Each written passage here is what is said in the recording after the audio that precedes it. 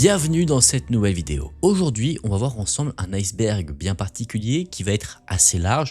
On va parler des mystères de l'histoire. Ça va être un iceberg qui va contenir des histoires concernant des personnes qui ont existé mais qui ont laissé une empreinte particulière, pas claire dans notre histoire mais pourtant qui en font bien partie. On va voir des découvertes qui remettent en cause la vision qu'on avait aussi de l'histoire, des études de culture qui, elles aussi, remettent en cause la vision qu'on pouvait avoir de certaines choses. Vous verrez, on va voir beaucoup d'éléments, on va apprendre beaucoup de choses. Si cette vidéo vous plaît, comme d'habitude, n'hésitez pas à laisser un j'aime et à vous abonner à la chaîne. Retrouvez-moi aussi sur Instagram AkenTV que je vous mets juste ici si vous souhaitez me suivre là-bas également. Et si maintenant vous êtes bien installé, que vous êtes prêts, on est parti pour se plonger dans l'iceberg des mystères de l'histoire.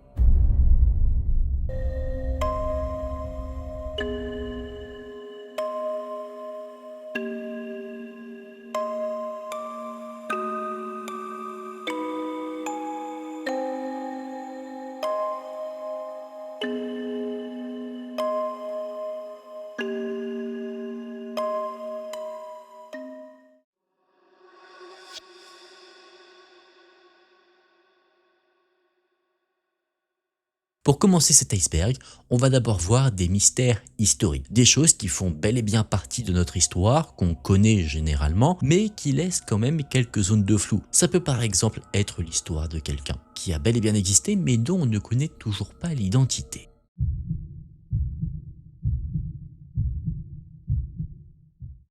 Londres, automne 1888. Le quartier de Whitechapel est déjà connu comme l'un des plus misérables de la capitale britannique. Les rues sont étroites, mal éclairées, saturées d'odeurs de charbon, d'alcool et de misère humaine. Ici, la pauvreté est si dense qu'elle semble coller au mur. Personne ne sait encore que ce quartier va devenir, en quelques semaines, le théâtre du mystère criminel le plus célèbre de l'histoire. Dans la nuit du 31 août 1888, le corps de Mary Ann Nichols est découvert dans une ruelle. Une entaille au niveau de sa gorge, son abdomen est mutilé. Les policiers pensent d'abord à un crime isolé, brutal mais banal pour le secteur. Ils se trompent, car ce meurtre n'est que le premier. Entre août et novembre 1888, 5 femmes, aujourd'hui connues comme les victimes canoniques, sont assassinées selon un schéma de plus en plus précis. Toutes sont des prostituées, toutes vivent dans l'extrême précarité, et toutes présentent des mutilations qui suggèrent une connaissance anatomique troublante. Les organes sont parfois prélevés, parfois déplacés. La violence n'est pas seulement meurtrière, elle est méthodique. Rapidement, la presse s'empare de l'affaire. Londres est en état de panique. Pour la première fois, un tueur semble frapper sans mobile apparent, sans lien personnel avec ses victimes, sans revendication claire. Il ne vole pas, il ne laisse pas de message, du moins pas officiellement. Puis arrivent les lettres. Des courriers parviennent aux journaux et à la police, signés d'un pseudonyme glaçant. Jack the Ripper, Jack l'éventreur. Dans l'une d'elles, l'auteur se moque des autorités, décrit ses actes, promet de recommencer. Impossible aujourd'hui de déterminer combien de ces lettres sont authentiques, mais une chose est sûre, le nom est resté. L'enquête, menée par la police métropolitaine et Scotland Yard, se heurte rapidement à des limites majeures. Les techniques médico-légales sont rudimentaires, les scènes de crime sont contaminées par la foule, les témoignages sont contradictoires et surtout, le quartier refuse de coopérer pleinement avec la police, perçue comme hostile aux classes pauvres. Les suspects se multiplient. Des médecins, des bouchers, des immigrés, des aristocrates, même des membres de la famille royale seront plus tard accusés dans certaines théories. Mais aucun n'est formellement inculpé. Aucun procès n'a lieu. Le tueur cesse soudainement d'agir ou change simplement de méthode. À partir de là, le mystère se fossilise. Au fil des décennies, l'affaire devient un terrain de jeu pour historiens amateurs, journalistes, romanciers et théoriciens. Chaque génération semble produire son coupable définitif. Aaron Kosminski, Montague Druitt, Walter Sickert, des dizaines de noms, des milliers de pages, aucune certitude. Et il est crucial de comprendre une chose. Jack l'éventreur n'est pas un mythe inventé. Les crimes ont bien eu lieu, les victimes sont réelles, mais l'identité du tueur, elle, n'a jamais été établie. Et c'est précisément là que le mystère prend une autre dimension. Jack l'éventreur est devenu plus qu'un criminel. Il est devenu le symbole d'un basculement, celui d'un monde qui découvre qu'un monstre peut frapper au hasard, sans raison, sans visage, et disparaître sans laisser de traces.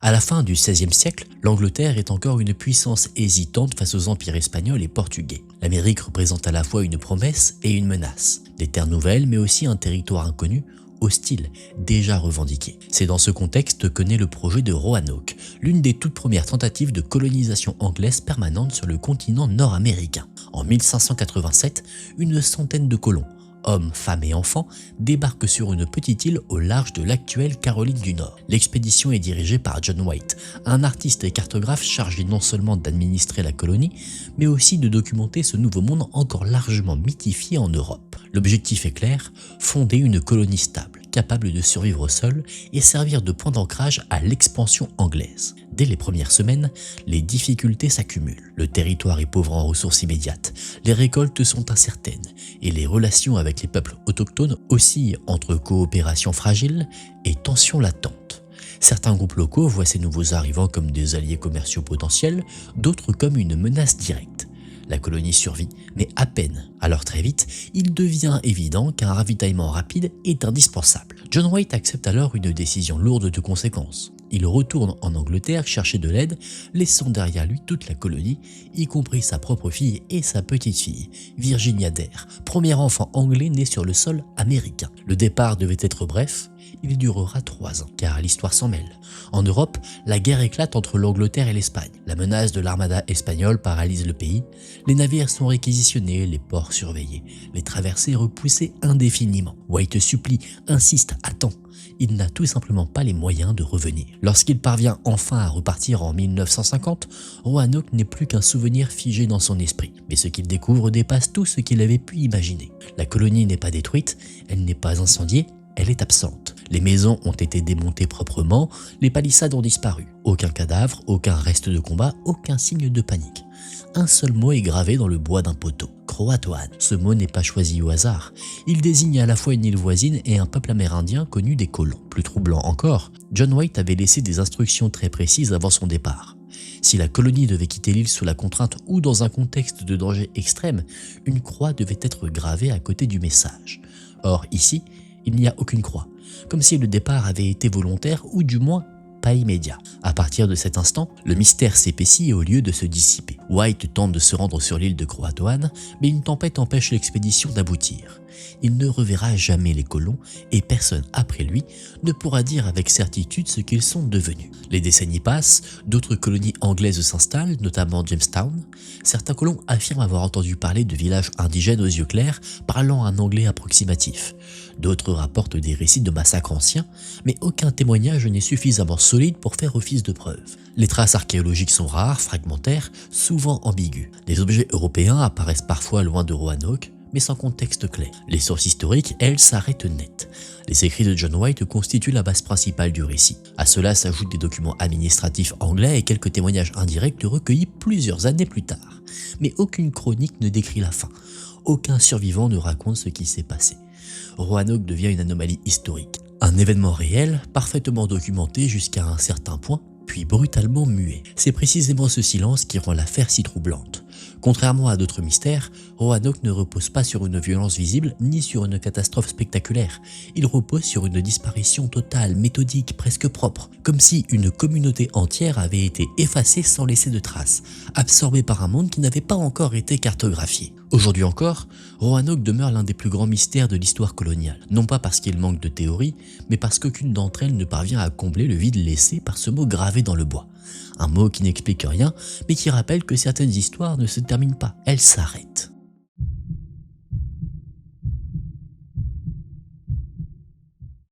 À la fin du XVe siècle, l'Angleterre sort à peine de décennies de conflits internes connus sous le nom de guerre des 2 roses. Le pouvoir est fragile, la légitimité constamment remise en question, et la couronne se transmet autant par le sang que par la ruse. C'est dans ce climat de méfiance permanente que se produit l'une des disparitions les plus troublantes de l'histoire monarchique britannique. En 1483, le roi Édouard IV meurt soudainement. Son héritier légitime, Édouard V, n'a que 12 ans. Trop jeune pour gouverner seul, il est placé sous la protection de son oncle, Richard, duc de Gloucester. Officiellement, Richard est chargé d'assurer la régence jusqu'au couronnement du jeune roi. En apparence, tout semble suivre les règles. Édouard V est alors conduit à la Tour de Londres, un lieu qui n'est pas encore uniquement une prison, mais aussi une résidence royale temporaire. Peu après, son frère cadet, Richard of Shrewsbury, âgé de 9 ans, le rejoint. Les 2 garçons sont vus à plusieurs reprises jouant dans l'enceinte de la tour, puis progressivement, les témoignages se raréfient. Les princes cessent d'apparaître aux fenêtres, les courtisans cessent d'en parler et bientôt plus personne ne les voit jamais. Pendant ce temps, Richard de Gloucester agit. Il affirme que le mariage d'Édouard IV était invalide, rendant ses enfants illégitimes. Le Parlement valide cette version. Et quelques semaines plus tard, Richard est couronné roi sous le nom de Richard III. Les deux princes, pourtant héritiers directs, ne sont jamais mentionnés publiquement. Leur existence devient presque taboue. La question qui s'impose alors avec une brutalité glaçante est: que sont devenus les princes? Aucun acte officiel n'atteste de leur mort, aucun enterrement royal n'est organisé, aucun document ne mentionne leur transfert ou leur exil. Les sources contemporaines sont rares, prudentes, parfois volontairement vagues. Certains chroniqueurs évoquent des rumeurs de meurtres étouffés dans la tour, d'autres suggèrent qu'ils auraient été déplacés en secret, peut-être pour être protégés, peut-être pour être éliminés, loin des regards. Le principal suspect, dès l'époque, est Richard III lui-même. Il avait le pouvoir, le mobile et l'opportunité, mais aucun document direct ne prouve qu'il ait ordonné ou commis leur assassinat. D'autres hypothèses émergent avec le temps. Certains accusent Henri Tudor, futur Henri VII, qui aurait eu intérêt à faire disparaître les princes pour consolider son propre règne après la chute de Richard III. D'autres encore avancent l'idée que les princes auraient survécu, vivant cachés sous de fausses identités, hypothèse séduisante, mais jamais étayée. En 1674, des ossements sont découverts lors de travaux à la Tour de Londres. Ils sont attribués sans certitude absolue aux deux princes. Enterrés à l'abbaye de Westminster, ils deviennent une sorte de conclusion officieuse à l'affaire. Mais les analyses modernes restent limitées. Les restes n'ont jamais été examinés avec les techniques ADN contemporaines, en grande partie pour des raisons politiques et symboliques. Les sources de cette affaire sont complexes. Elles reposent sur des chroniques médiévales souvent biaisées, des récits écrits sous des règnes ultérieurs et des interprétations modernes tentant de démêler propagande, silence volontaire et réécriture de l'histoire. Shakespeare lui-même contribuera à figer l'image d'un Richard III monstrueux, consolidant dans l'imaginaire collectif l'idée d'un meurtre sordide, sans pour autant apporter la moindre preuve historique. Ce qui rend la disparition des princes de la Tour si dérangeante, ce n'est pas seulement l'idée de deux enfants effacés par le pouvoir, c'est l'absence totale de conclusion. Leur sort n'a jamais été officiellement établi, leur mort n'a jamais été reconnue, leur existence a été politiquement annulée, comme si l'histoire avait choisi de les gommer pour préserver un équilibre fragile. Aujourd'hui encore, leur disparition reste l'un des mystères les plus documentés et les plus frustrants de l'histoire anglaise, parce qu'elle se situe à un carrefour précis, celui où le pouvoir devient plus important que la vérité et où le silence devient aussi une arme politique.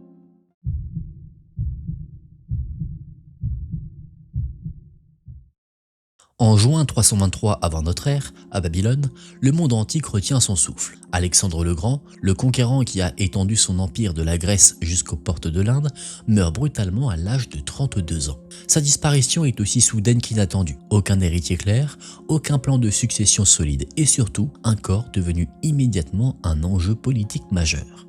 Car dans l'Antiquité, le corps d'un roi n'est pas un simple cadavre, il est un symbole de légitimité. Posséder la dépouille d'Alexandre, c'est revendiquer son héritage, son autorité et sa continuité. Très vite, ces généraux, les diadoques, se déchirent pour le contrôle de l'Empire et pour celui de sa dépouille. Alexandre avait exprimé le souhait d'être enterré à Amon en Égypte, un lieu sacré associé à sa propre divinisation. Mais ce projet n'aboutira jamais tel quel. Son corps est embaumé selon des techniques exceptionnelles, décrites par les sources antiques comme presque miraculeuses, puis placé dans un sarcophage somptueux. Le convoi funéraire destiné à rejoindre la Macédoine est intercepté en chemin par Ptolémée, l'un des anciens compagnons d'armes d'Alexandre. Ptolémée comprend immédiatement l'enjeu. Il détourne le cortège et fait transférer le corps en Égypte. D'abord à Memphis, puis à Alexandrie, la ville fondée par Alexandre lui-même. Là, un mausolée monumental est érigé. Il devient un lieu de pèlerinage politique. Les successeurs, les empereurs, les conquérants viennent s'y recueillir. Jules César, Auguste, Caligula, tous affirment avoir vu le corps d'Alexandre de leurs propres yeux. Pendant plusieurs siècles, le tombeau existe. Il est décrit, mentionné, visité, puis progressivement, il disparaît des textes. À partir de la fin de l'Antiquité, les références se raréfient.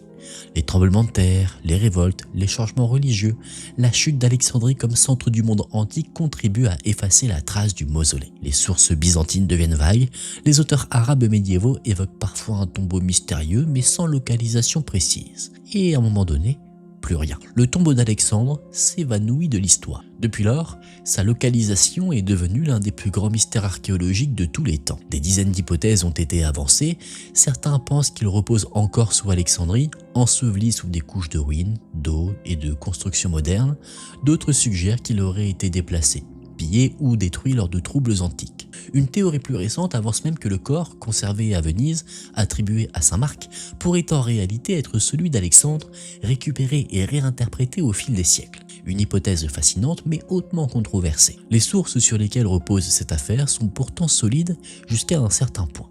Les historiens antiques comme Strabon, Diodore de Sicile ou Suétone mentionnent clairement l'existence du tombeau et son importance politique, mais aucun d'entre eux ne donne d'indication suffisamment précise pour permettre une localisation définitive.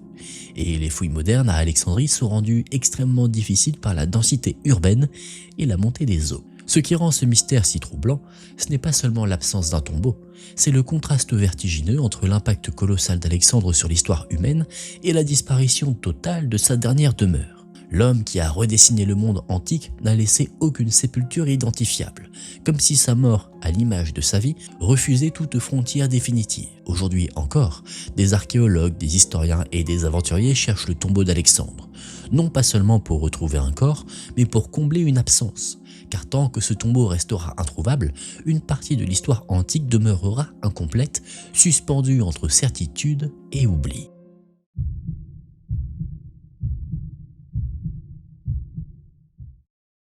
Au 7e siècle avant notre ère, l'Empire perse est à son apogée. Sous le règne de Cambyse II, fils de Cyrus le Grand, les armées perses étendent leur domination bien au-delà de la Mésopotamie. En 525 avant Jésus-Christ, l'Égypte tombe, Memphis est prise, les pharaons sont vaincus et l'autorité perse s'impose sur la vallée du Nil. Mais la conquête n'est pas totale. Dans le désert occidental, loin des centres de pouvoir, subsiste un lieu qui résiste encore symboliquement à l'envahisseur, l'oracle d'Amon, à Siwa. Selon les récits antiques, cet oracle n'est pas un simple sanctuaire.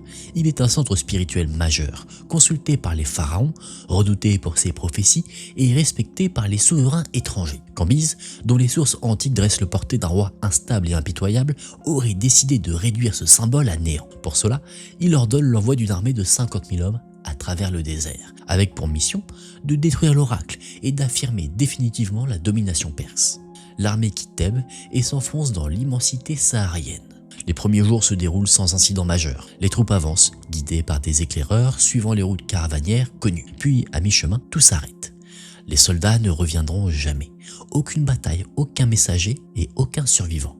L'armée disparaît entièrement, comme absorbée par le désert. C'est l'historien grec Hérodote, écrivant près d'un siècle plus tard, qui rapporte l'événement. Selon son récit, une tempête de sable d'une violence extrême se serait levée, ensevelissant hommes, armes et montures sous des dunes mouvantes. Une mort silencieuse, totale et sans témoin. Mais ce récit soulève immédiatement des questions.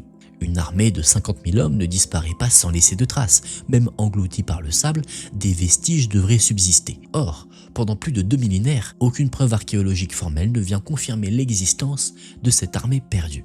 Le désert garde son secret. Avec le temps, les interprétations se multiplient. Certains historiens modernes suggèrent que le chiffre de 50 000 hommes a été exagéré, comme souvent dans les récits antiques. D'autres avancent que l'armée aurait été décimée non pas par une tempête, mais par la soif, la désorientation ou même une embuscade menée par des populations locales connaissant parfaitement le terrain. Une hypothèse plus prudente propose que l'expédition ait simplement échoué et que sa disparition ait été transformée en récit dramatique pour masquer une défaite humiliante. Pourtant, le mystère persiste, car même en tenant compte des exagérations possibles, l'absence totale de traces reste troublante. Le désert occidental égyptien est certes vaste, mais il a été parcouru, étudié, exploré à de nombreuses reprises. Des fragments d'armes, des ossements, des inscriptions auraient dû émerger. Or, jusqu'à récemment, rien de concluant n'a été mis au jour. Au début du XXIe siècle, certaines découvertes ravivent l'espoir. Des explorateurs affirment avoir trouvé des pointes de flèches perses, des fragments d'armure et des os humains dans des zones reculées du désert. Ces annonces suscitent l'enthousiasme médiatique, mais la communauté scientifique reste prudente. Les objets sont difficiles à dater précisément et leur lien direct avec l'armée de Cambyse n'est jamais formellement établi. Les sources de cette histoire reposent essentiellement sur les écrits d'Hérodote, complétés par quelques mentions indirectes dans des textes perses et égyptiens. Cela pose un problème fondamental. Hérodote est souvent appelé le père de l'histoire, mais aussi parfois le père des mensonges. Ces récits mêlent des observations, des témoignages, des rumeurs et des interprétations personnelles. Distinguer le fait de l'exagération est alors un exercice plutôt périlleux. Ce qui rend l'armée perdue de Cambyse II si fascinante. Ce n'est pas seulement l'idée d'une force militaire engloutie par le désert, c'est la confrontation entre deux réalités. D'un côté, un empire convaincu de sa toute-puissance et de l'autre, un environnement absolu, indifférent à la gloire humaine. Le désert n'a pas besoin de vaincre, il attend et il prend. Aujourd'hui encore, l'armée de Cambis II demeure introuvable. Peut-être repose-t-elle sous des mètres de sable, figés dans le temps, peut-être n'a-t-elle jamais existé sous la forme décrite par les sources antiques. Mais tant que le désert ne livrera pas de preuves définitives, cette expédition restera l'un des mystères les plus vertigineux de l'Antiquité, rappelant que même les plus grands empires peuvent disparaître sans laisser la moindre trace.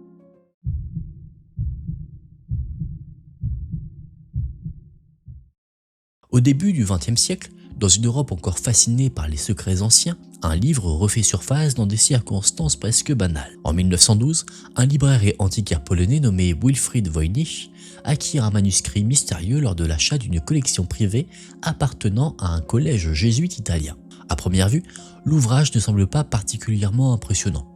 Il est de taille modeste, relié en vélin et composé d'environ 240 pages. Pourtant, dès qu'on l'ouvre, une évidence s'impose. Rien dans ce livre ne ressemble à quoi que ce soit de connu. Le texte est rédigé dans une écriture fluide, régulière, manifestement maîtrisée, mais dans une langue totalement inconnue. Aucun alphabet existant ne correspond. Les mots suivent des règles internes cohérentes avec des répétitions, des structures, des variations.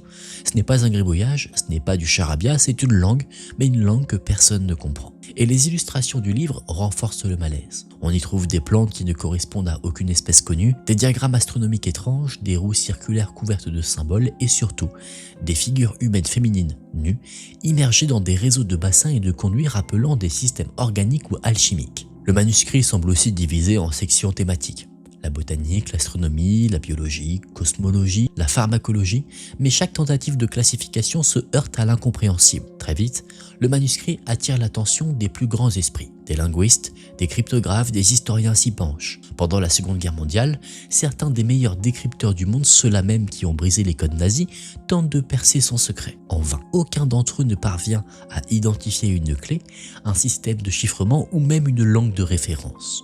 Et ce qui rend l'énigme encore plus troublante, c'est la cohérence statistique du texte. Les analyses modernes montrent que la distribution des mots du manuscrit suit des schémas comparables aux langues naturelles. Il y a des régularités, des structures syntaxiques implicites, des motifs récurrents. Tout semble indiquer que le texte a un sens, mais un sens qui reste inaccessible. Pendant longtemps, certains ont soupçonné un canular élaboré. L'idée qu'un faussaire médiéval ait inventé une langue entière pour tromper de futurs lecteurs semble séduisante et pourtant, cette hypothèse s'effondre progressivement. En 2009, des analyses au carbone 14 datent le parchemin du début du XVe siècle, entre 1404 et 1438. Le manuscrit est authentiquement ancien et sa fabrication aurait demandé un effort colossal, incompatible avec une simple plaisanterie. Alors les pistes se multiplient. Certains y voient un traité d'alchimie codé, d'autres un manuel médical secret, certains suggèrent une langue artificielle perdue ou un système mémotechnique destiné à transmettre un savoir réservé à quelques initiés. D'autres hypothèses, plus radicales, évoquent une origine extraterrestre ou une connaissance interdite volontairement dissimulée,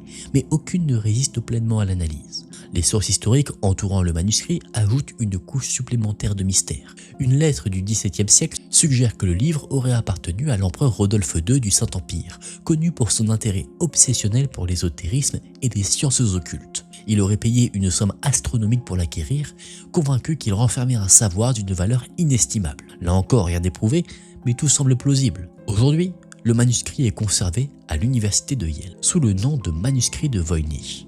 Il est librement inaccessible aux chercheurs et au public, et des milliers de tentatives de déchiffrement ont été proposées, utilisant des intelligences artificielles, des algorithmes statistiques, des comparaisons linguistiques avancées, mais aucune n'a été unanimement acceptée. Ce qui est fascinant dans ce cas, ce n'est pas seulement le contenu inconnu du livre, c'est le fait qu'il résiste, qu'il demeure silencieux face à des siècles d'analyse humaine.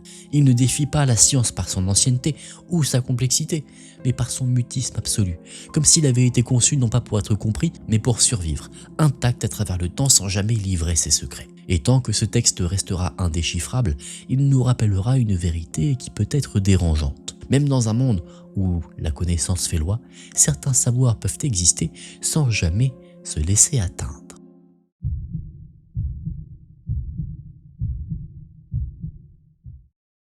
À la fin du XVIIIe siècle, l'Égypte antique demeure l'un des plus grands silences de l'histoire humaine. Des temples colossaux se dressent encore dans le désert, couverts de symboles gravés avec une précision fascinante. Mais personne ne sait plus les lire. Les hiéroglyphes, jadis langue sacrée des pharaons, sont devenus de simples ornements. Leur sens s'est perdu depuis plus de 1000 ans. L'Égypte est visible, omniprésente, mais muette. En 1799, lors de l'expédition de Napoléon Bonaparte en Égypte, un officier français découvre par hasard une stèle de pierre noire près de la ville de Rachid que les Européens appellent Rosette. L'objet n'a rien d'impressionnant à première vue. Il est brisé, partiellement érodé. Pourtant, très vite, certains savants comprennent qu'ils tiennent peut-être quelque chose d'unique. La stèle porte le même texte gravé en 3 écritures différentes. La première est constituée de hiéroglyphes, la seconde d'une écriture cursive égyptienne appelée démotique, et la troisième est en grec ancien. Or, le grec est parfaitement lisible. Pour la première fois depuis l'Antiquité, un pont semble possible entre une langue connue et une langue totalement perdue. Mais l'enthousiasme initial laisse rapidement place à la frustration. Car si le grec permet de comprendre le contenu général du texte, il ne suffit pas à en déduire le fonctionnement précis des hiéroglyphes. Sont-ils symboliques, phonétiques, purement décoratifs? Pendant des décennies, les savants s'affrontent. Certains pensent que chaque symbole représente une idée abstraite. D'autres soupçonnent un système alphabétique. Les débats sont alors vifs, souvent idéologiques, parfois nationalistes. Lorsque les Britanniques prennent le contrôle de l'Égypte, la pierre est transférée à Londres et exposée au British Museum. Elle devient un objet d'obsession intellectuelle. Des copies circulent dans toute l'Europe. Chaque érudit veut être celui qui fera parler l'Égypte. Mais malgré les efforts, le mystère résiste. Les hiéroglyphes semblent obéir à des règles complexes, mêlant images, sons et concepts. Certaines inscriptions sont encadrées de formes ovales, appelées cartouches, que l'on soupçonne de contenir des noms royaux. Mais même là, les certitudes manquent. Chaque avancée soulève de nouvelles questions. Ce n'est qu'au début du 19e siècle que la situation bascule. Un linguiste français, Jean-François Champollion, adopte une approche radicalement différente. Plutôt que de chercher un système unique, il accepte l'idée que les hiéroglyphes puissent fonctionner sur plusieurs niveaux à la fois, qu'un même symbole puisse être tantôt phonétique, tantôt idéographique. Cette intuition, nourrie par sa connaissance du copte, la dernière évolution connue de la langue égyptienne, change tout. En 1822, Champollion parvient à lire un premier nom royal, puis un second, puis une phrase entière. L'Égypte commence enfin à parler. Mais avant ce moment historique, la pierre de Rosette a été pendant plus de 20 ans un objet de perplexité totale. Un message parfaitement visible, mais inaccessible. Un texte sous les yeux de l'humanité sans que personne ne puisse en extraire le sens. Elle incarne une vérité essentielle du mystère historique. Parfois, la clé est là, évidente, tangible, mais l'esprit humain n'est pas encore prêt à l'utiliser. Les sources de cette histoire sont abondantes et solides. Elles reposent sur les archives de l'expédition française, les publications savantes du 19e siècle, les correspondances de Champollion lui-même et les premières traductions officielles des textes hiéroglyphiques. Contrairement à d'autres mystères, celui-ci a été résolu, mais sa face d'ombre n'en reste pas moins fascinante, car pendant des siècles, l'Égypte a existé comme un décor sans voix, et sans la pierre de Rosette, elle le serait peut-être encore. Ce fragment de pierre rappelle que certains mystères ne disparaissent pas, faute de preuves, mais faute de compréhension, et que parfois, l'histoire n'attend qu'une seule chose, que quelqu'un apprenne enfin à l'écouter.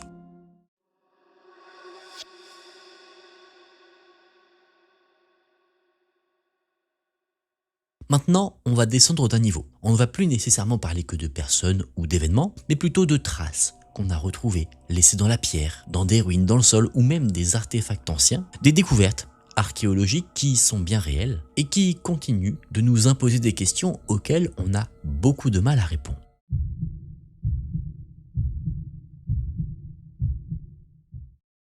Au cœur du Nouveau Testament se cache une énigme qui ne concerne ni un lieu disparu, ni un objet introuvable, mais quelque chose de bien plus dérangeant. Un texte qui n'existe plus, mais dont l'ombre semble encore visible partout. Les historiens l'appellent la source Q, une lettre seule, mystérieuse, qui désigne un document hypothétique à l'origine de certains des récits les plus fondamentaux du christianisme. Depuis des siècles, les évangiles de Matthieu, Marc et Luc sont lus comme des témoignages distincts de la vie de Jésus. Pourtant, à mesure que les chercheurs les comparent ligne par ligne, une évidence troublante apparaît. De nombreux passages sont presque identiques, parfois mot pour mot, y compris dans leur structure et leur vocabulaire. Mais plus étrange encore, Matthieu et Luc partagent des paroles et des enseignements absents de Marc, comme s'ils s'étaient appuyés sur une source commune, aujourd'hui disparue.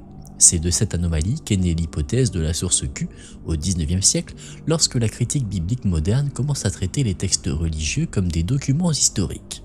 Les chercheurs remarquent que Marc semble être l'évangile le plus ancien. Matthieu et Luc l'auraient utilisé comme base, mais pas uniquement. Ils auraient aussi puisé dans un second texte, composé principalement de paroles attribuées à Jésus, sans récit de miracles, sans crucifixion, sans résurrection. Un recueil de sentences, de maximes, d'enseignements moraux.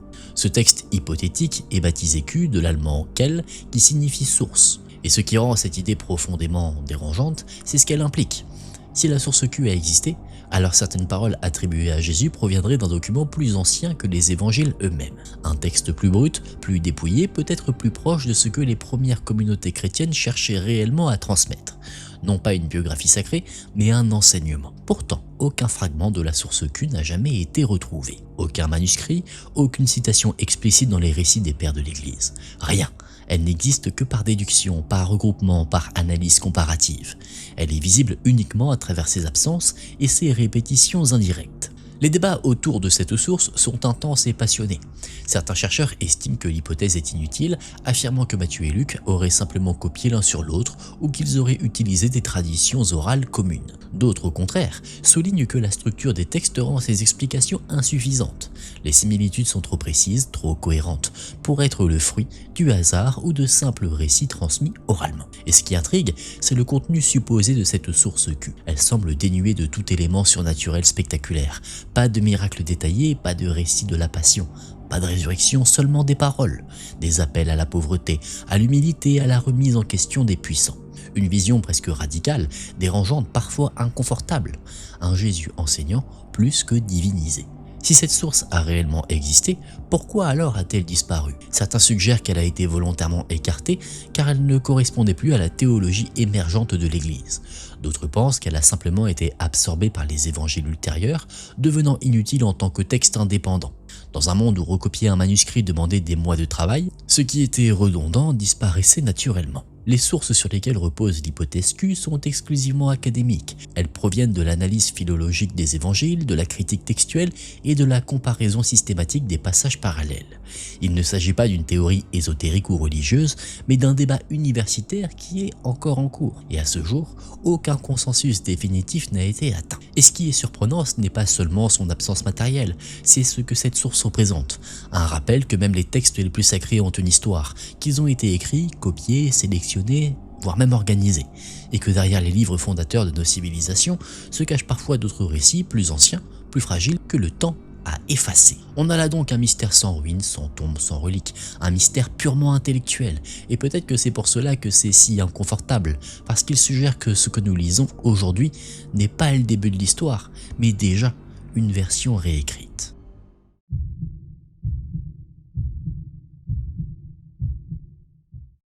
Bien avant que l'Égypte n'élève ses pyramides ou que la Mésopotamie ne grave les premières lois dans la pierre, une civilisation prospère déjà à l'est, le long des rives de l'Indus.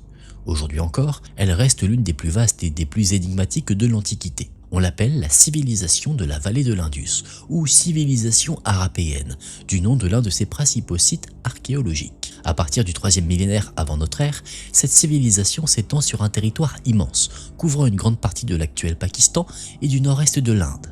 Des villes entières surgissent, étonnamment modernes dans leur conception. À Mohenjo-Daro et Harappa, les archéologues découvrent des rues tracées selon un plan orthogonal, des systèmes d'égouts sophistiqués, des habitations en briques standardisées et même des installations sanitaires privées. Rien n'est laissé au hasard, tout semble pensé pour durer. Et pourtant, malgré cette organisation remarquable, la civilisation de l'Indus demeure étrangement silencieuse. Contrairement à l'Égypte ou à la Mésopotamie, elle n'a laissé ni palais monumentaux clairement identifiés, ni temples grandioses, ni statues de rois triomphants. Aucune tombe royale, aucun récit glorifiant des conquêtes ou des dieux. Une civilisation entière, avancée, urbaine, sans voix officielle. Les habitants de l'Indus utilisaient pourtant bien une forme d'écriture. Des centaines de sceaux ont été retrouvés, gravés de symboles courts, répétitifs, souvent accompagnés de figures animales stylisées. Mais ces inscriptions sont brèves, jamais plus de quelques signes, trop courtes pour permettre un déchiffrement certain. À ce jour, personne ne sait lire la langue de l'Indus. Son système d'écriture, s'il en est un, résiste à toutes les tentatives d'interprétation. Vers 1900 avant notre ère, quelque chose change. Les grandes villes commencent à se vider. Les réseaux commerciaux se fragmentent, les briques standardisées disparaissent. Les systèmes d'égouts cessent d'être entretenus. La civilisation ne s'effondre pas brutalement, elle se délite lentement, presque silencieusement comme si ses habitants avaient progressivement abandonné leurs centres urbains.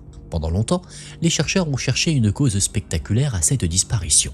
Une invasion, une guerre, une catastrophe soudaine, mais les fouilles racontent une autre histoire. Aucun signe de destruction massive, aucun champ de bataille, aucun massacre généralisé. Les corps retrouvés ne portent pas les marques d'une violence extrême. La fin de la civilisation de l'Indus ne ressemble pas à une chute, mais à un retrait.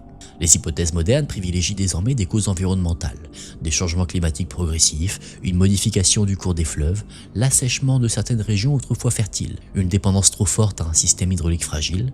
Alors lentement, les villes deviennent moins viables, les populations se dispersent vers des zones plus favorables. La civilisation ne disparaît pas vraiment, elle se transforme, se dilue, se fond dans d'autres cultures émergentes. Mais cette explication, aussi rationnelle soit-elle, laisse un goût d'inachevé, car elle ne répond pas à la question la plus dérangeante. Comment une civilisation aussi organisée, aussi vaste a-t-elle pu disparaître sans laisser de récit, sans mémoire écrite, sans trace claire de sa propre fin? Les sources de cette histoire sont exclusivement archéologiques. Ruines, objets, sceaux, vestiges urbains. Aucun texte explicatif, aucun témoignage interne. Tout ce que nous savons de la civilisation de l'Indus provient de ce que le sol a bien voulu conserver. Et ce silence forcé oblige les historiens à l'humilité. Chaque interprétation reste fragile, réversible, sujette à révision. La civilisation de la vallée de l'Indus nous confronte alors à une idée troublante. Le progrès, l'ingénierie, l'organisation sociale ne garantissent pas la survie dans la mémoire collective. Une société peut être avancée, prospère, pacifique et pourtant s'effacer presque entièrement du récit humain. Comme si l'histoire, parfois, choisissait ce qu'elle retient et ce qu'elle oublie.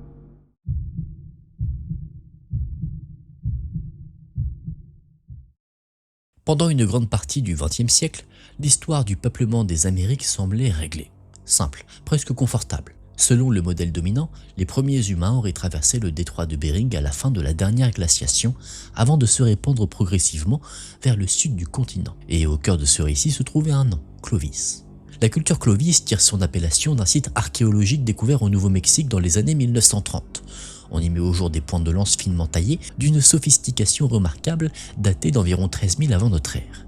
Ces outils sont retrouvés sur une grande partie de l'Amérique du Nord, souvent associés à des restes de mégafaune disparus, comme les mammouths. Pour les chercheurs de l'époque, la conclusion est évidente. Clovis représente la première culture humaine du continent américain. Ce modèle, appelé Clovis First, devient rapidement une certitude académique. Il s'impose dans les manuels, les musées et les documentaires. Pendant des décennies, toute découverte plus ancienne est accueillie avec scepticisme, parfois même avec hostilité. L'idée qu'il ait pu exister des populations antérieures dérange l'ordre établi. Elle remet en cause une chronologie entière. Pourtant, dès la fin du XXe siècle, des fissures apparaissent dans ce consensus. Sur plusieurs sites, des outils, des foyers, des traces humaines sont datés bien au-delà de la période Clovis. En Amérique du Sud, notamment, certains vestiges suggèrent une présence humaine antérieure de plusieurs milliers d'années. Ces découvertes posent un problème majeur. Comment des humains auraient-ils pu atteindre le sud du continent avant même l'apparition supposée des premiers habitants du Nord? L'un des sites les plus controversés est Monteverde, au Chili. Daté d'environ 14 500 ans, il présente des structures en bois, des restes alimentaires, des empreintes humaines, trop anciens, trop loin, trop dérangeants. Longtemps, la communauté scientifique hésite, puis progressivement les preuves s'accumulent. Monteverde est finalement accepté comme authentique et avec lui, le modèle Clovis First commence à s'effondrer. Mais la chute d'un modèle ne signifie pas la disparition du mystère. Au contraire, si Clovis n'est pas la première culture américaine, alors qu'il est? Et surtout, comment ces populations ont-elles atteint le continent? La traversée du détroit de Bering reste plausible, mais le fameux couloir libre de glace, longtemps considéré comme la route principale, n'était probablement pas praticable à ces dates. D'autres hypothèses émergent alors, des migrations côtières longeant le Pacifique, des traversées plus anciennes, à des périodes où le niveau des mers était plus bas. Chaque piste soulève autant de questions qu'elle n'apporte de réponses. La culture Clovis, dans ce contexte, change de statut. Elle n'est plus l'origine, mais un moment. Une innovation technologique marquante qui se diffuse rapidement sur un continent déjà habité. Ces fameuses pointes, parfaitement équilibrées, témoignent d'un savoir-faire avancé, d'une adaptation précise à la chasse de grands animaux. Mais elles ne racontent pas le début de l'histoire, seulement un chapitre particulièrement visible. Les sources de ce débat sont essentiellement archéologiques et géochronologiques. Datation au carbone 14, analyse stratigraphique, comparaison d'outils.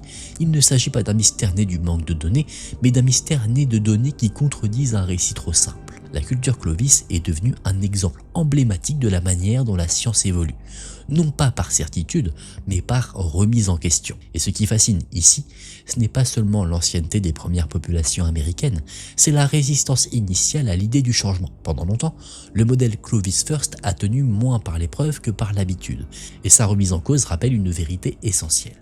L'histoire n'est jamais figée, elle se réécrit à mesure que le sol livre de nouveaux fragments. Aujourd'hui, la culture Clovis reste une pièce maîtresse du puzzle, mais elle n'en est plus le point de départ.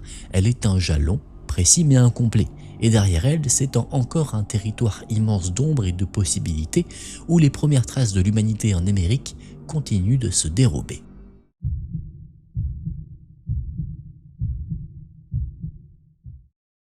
Au cœur de l'Europe du Sud-Est, bien avant l'émergence des grandes civilisations antiques, une culture discrète mais profondément troublante s'est développée le long du Danube. Aujourd'hui appelée la culture de Vinca, du nom d'un site archéologique situé près de Belgrade, elle prospère entre le 6e et le 5e millénaire avant notre ère. À cette époque, l'agriculture se diffuse, les villages s'organisent et l'humanité commence à transformer durablement son environnement. Mais à Vinca, quelque chose de plus énigmatique apparaît. Dès les premières fouilles, les archéologues découvrent des objets singuliers. Figurines, tablettes d'argile, poteries, outils, tous gravés de petits signes répétés. Des traits, des croix, des chevrons, des formes géométriques simples mais cohérentes. Ces symboles ne sont pas isolés. Ils reviennent sans cesse sur des supports différents à des périodes proches, parfois à des centaines de kilomètres de distance. Très vite, une question s'impose. Et si ces signes constituaient une forme d'écriture ?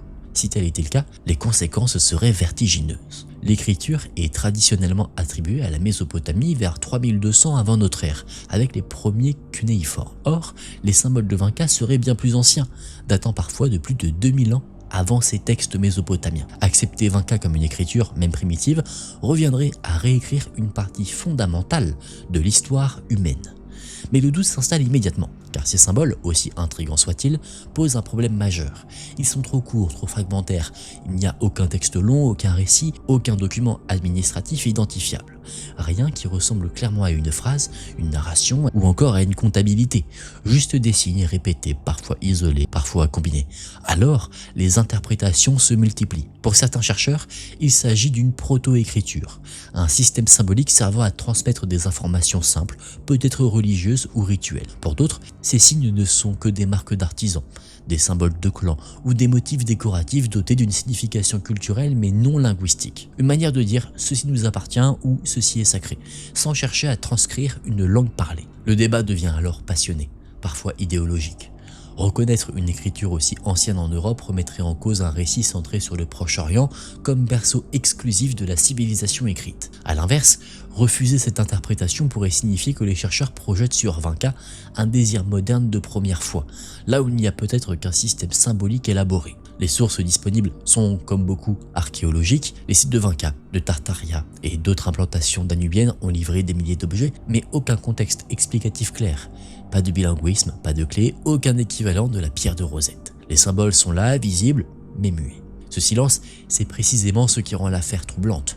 Les symboles de Vinca se situent sur une frontière inconfortable, trop organisés pour être de simples décorations, trop fragmentaires pour être une écriture incontestable. Ils incarnent peut-être un moment de bascule, un instant où l'humanité expérimente peut-être l'idée même de fixer le sens dans la matière. Aujourd'hui, le consensus scientifique reste prudent. La plupart des chercheurs parlent de proto-écriture ou de systèmes symboliques complexes sans aller jusqu'à affirmer l'existence d'une écriture à part entière. Mais le débat reste ouvert et chaque nouvelle découverte relance la question. Les symboles de Vinca rappellent que l'histoire des idées humaines n'est pas une ligne droite. Elle est faite d'essais, d'échecs, de pistes abandonnées. Peut-être que Vinca n'a jamais cherché à écrire au sens où nous l'entendons aujourd'hui. Peut-être que ces signes représentaient autre chose, mais leur simple existence suggère une vérité. Et cette vérité, c'est que bien avant que l'histoire ne commence officiellement à s'écrire, l'humanité cherchait déjà à laisser des traces de sens.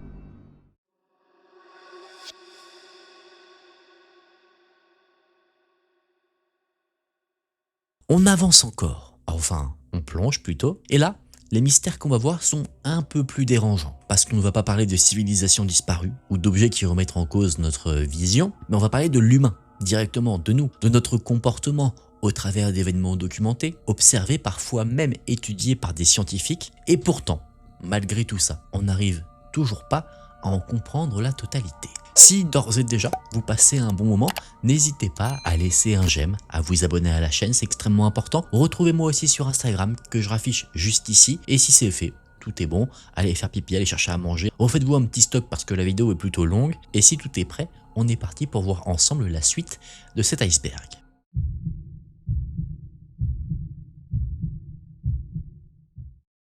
Au XIIe siècle, dans un petit village agricole de l'Est de l'Angleterre, un événement étrange va s'inscrire dans les chroniques locales et traverser les siècles sous la forme d'un récit aussi fascinant qu'inexplicable. Le village de Woolpit est alors une communauté rurale typique, entourée de champs, de forêts et de fosses creusées pour piéger les loups dont il tire son nom. Rien ne semble distinguer cet endroit du reste de la campagne anglaise médiévale, jusqu'au jour où deux enfants apparaissent aux abords du village. Selon les chroniques de l'époque, notamment celles de William of Newburgh et de Ralph of Coggeshall, les villageois découvrent un garçon et une fille surgissant près des fosses à loups. Leur présence est immédiatement perçue comme anormale. Les enfants portent des vêtements inconnus, faits d'un tissu que personne ne reconnaît et parlent une langue totalement étrangère. Mais ce qui frappe le plus les témoins est la couleur de leur peau. Elle est décrite comme verdâtre, presque irréelle, comme si ces enfants n'appartenaient pas au même monde que ceux qui les observent. Les villageois les recueillent, tentant de les nourrir et de comprendre leur origine. Pourtant, les enfants refusent catégoriquement toute nourriture traditionnelle. Ils repoussent le pain, la viande, les légumes. Pendant plusieurs jours, ils refusent de manger quoi que ce soit jusqu'à ce qu'on leur présente des fèves vertes. C'est la seule chose qu'ils acceptent. Lentement, ils commencent à survivre grâce à ce régime étrange. Le garçon, plus jeune et plus fragile, tombe rapidement malade et meurt peu après leur arrivée. La fille, elle, survit. Avec le temps, elle apprend l'anglais, s'adapte à la vie du village et sa peau perd progressivement sa teinte verdâtre. Une fois capable de communiquer, elle livre un récit qui déstabilise profondément ceux qui l'écoutent. Elle affirme venir d'un endroit appelé la terre de Saint-Martin, un lieu où le soleil ne brille jamais pleinement, où la lumière ressemble à un crépuscule permanent et où tous les habitants partagent la même peau verdâtre. Selon son témoignage, elle et son frère gardaient le bétail lorsqu'ils auraient suivi un son étrange, semblable à celui de cloches lointaines. En poursuivant ce bruit, ils auraient traversé une caverne ou un passage obscur pour se retrouver soudainement dans le monde des humains, à Woolpit. Elle insiste sur le fait qu'ils ne comprennent pas comment ils ont traversé cet espace, ni comment retourner chez eux. Les sources de cette histoire proviennent exclusivement de chroniques médiévales, écrites plusieurs années après les événements supposés. William of Newburgh, historien reconnu pour sa rigueur relative pour l'époque, rapporte l'histoire comme un fait réel, tout en admettant lui-même son caractère déroutant. Ralph of Coggeshall, moine cistercien, fournit une version légèrement différente mais globalement cohérente. Aucun des deux récits n'apporte de preuves matérielles, mais leur concordance intrigue les historiens modernes. Au fil des siècles, de nombreuses tentatives d'explication ont émergé. Certains chercheurs suggèrent que les enfants pourraient avoir souffert de chlorose, une forme d'anémie pouvant donner à la peau une teinte verdâtre combinée à une malnutrition sévère. D'autres avancent l'hypothèse qu'ils seraient originaires d'une communauté immigrée isolée, parlant une langue étrangère et vivant dans des conditions alimentaires très différentes. Une théorie propose même qu'ils auraient été des enfants flamands, déplacés lors de conflits régionaux, ayant trouvé refuge dans la forêt avant d'être découverts. Pourtant, aucune de ces hypothèses n'explique entièrement le récit transmis par la jeune fille, ni la cohérence de certains détails, notamment la description d'un monde plongé dans une lumière permanente et étrange. D'autres interprétations, plus spéculatives, voient dans cette histoire un mythe symbolique, reflétant la peur médiévale de l'inconnu ou une métaphore liée à la transition entre deux mondes. Mais ce qui rend cette affaire troublante, ce n'est pas tant la possibilité qu'elle soit vraie ou fausse, c'est sa position fragile entre l'histoire et le conte. Elle repose sur des sources écrites, sur des témoins supposés crédibles, mais elle décrit un événement qui semble défier toute logique rationnelle. Elle rappelle que le Moyen-Âge n'était pas seulement une époque de superstition, mais aussi une période où l'inconnu faisait partie intégrante de la perception du réel. Aujourd'hui encore, l'histoire des enfants verts continue d'inspirer chercheurs, écrivains et folkloristes.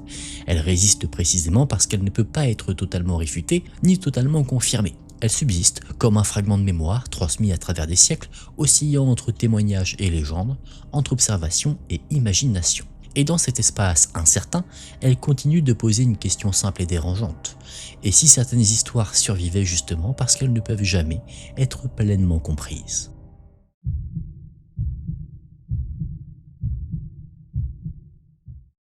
Le 24 octobre 1953, dans la ville de Mexico, alors capitale de la Nouvelle-Espagne, un événement étrange attire l'attention des autorités coloniales. Sur la grande place centrale, un soldat apparaît, visiblement désorienté, encore vêtu de son uniforme militaire. Rien, en apparence, ne semble inhabituel si ce n'est son comportement. L'homme semble perdu, incapable de comprendre où il se trouve. Lorsqu'on l'interroge, sa réponse plonge immédiatement les témoins dans la confusion.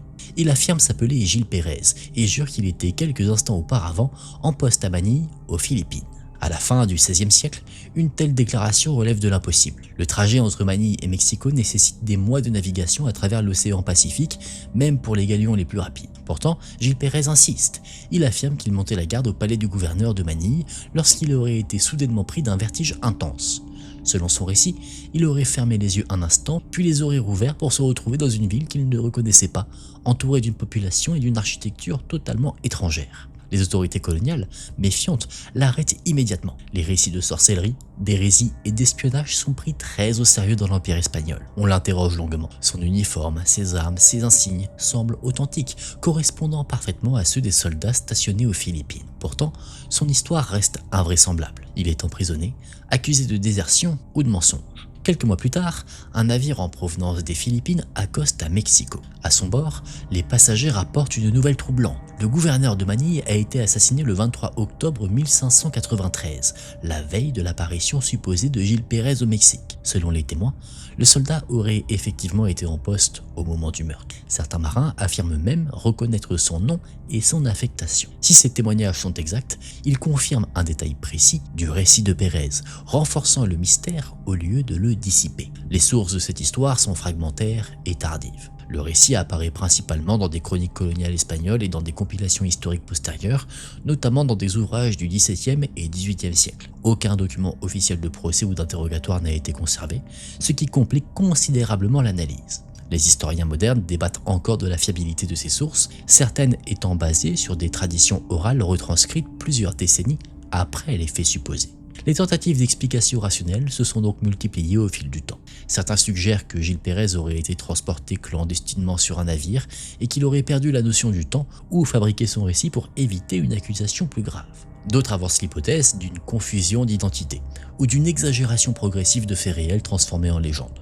L'absence de documents contemporains directs rend toute conclusion définitive impossible. Cependant, ce qui rend l'histoire si persistante, ce n'est pas seulement son caractère inexplicable, c'est sa structure narrative presque parfaite. Elle relie deux extrémités de l'Empire espagnol, deux continents séparés par un océan immense, à une époque où la notion même de voyage instantané relevait du miracle ou de la sorcellerie. Le récit s'inscrit dans un contexte historique où les croyances religieuses, les peurs surnaturelles et les incompréhensions scientifiques coexistaient naturellement. Et dans cette interprétation moderne, Gil Pérez est devenu un symbole culturel, parfois associé à des théories de téléportation ou de phénomènes paranormaux. Pourtant, les historiens restent prudents. L'affaire repose sur des récits indirects, sans preuves matérielles, sans registre officiel confirmant même l'existence du soldat ou de son procès. Elle appartient à cette catégorie rare d'histoire située à la frontière entre chronique historique et légende coloniale. L'histoire de Gil Pérez persiste alors précisément parce qu'elle se situe dans cet espace ambigu.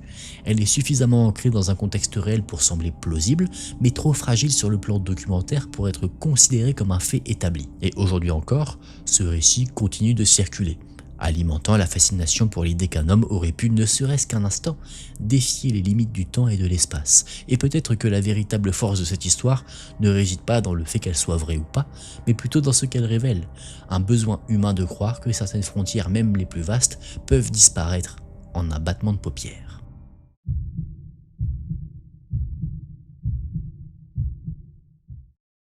Au cœur du Moyen-Âge, alors que l'Europe chrétienne est encerclée par des puissances qu'elle comprend mal et craint profondément, une rumeur commence à circuler. Elle naît dans les monastères, traverse les cours royales, se répand dans les chroniques et récits de voyageurs. Cette rumeur même parle d'un souverain lointain, puissant, pieux et mystérieux.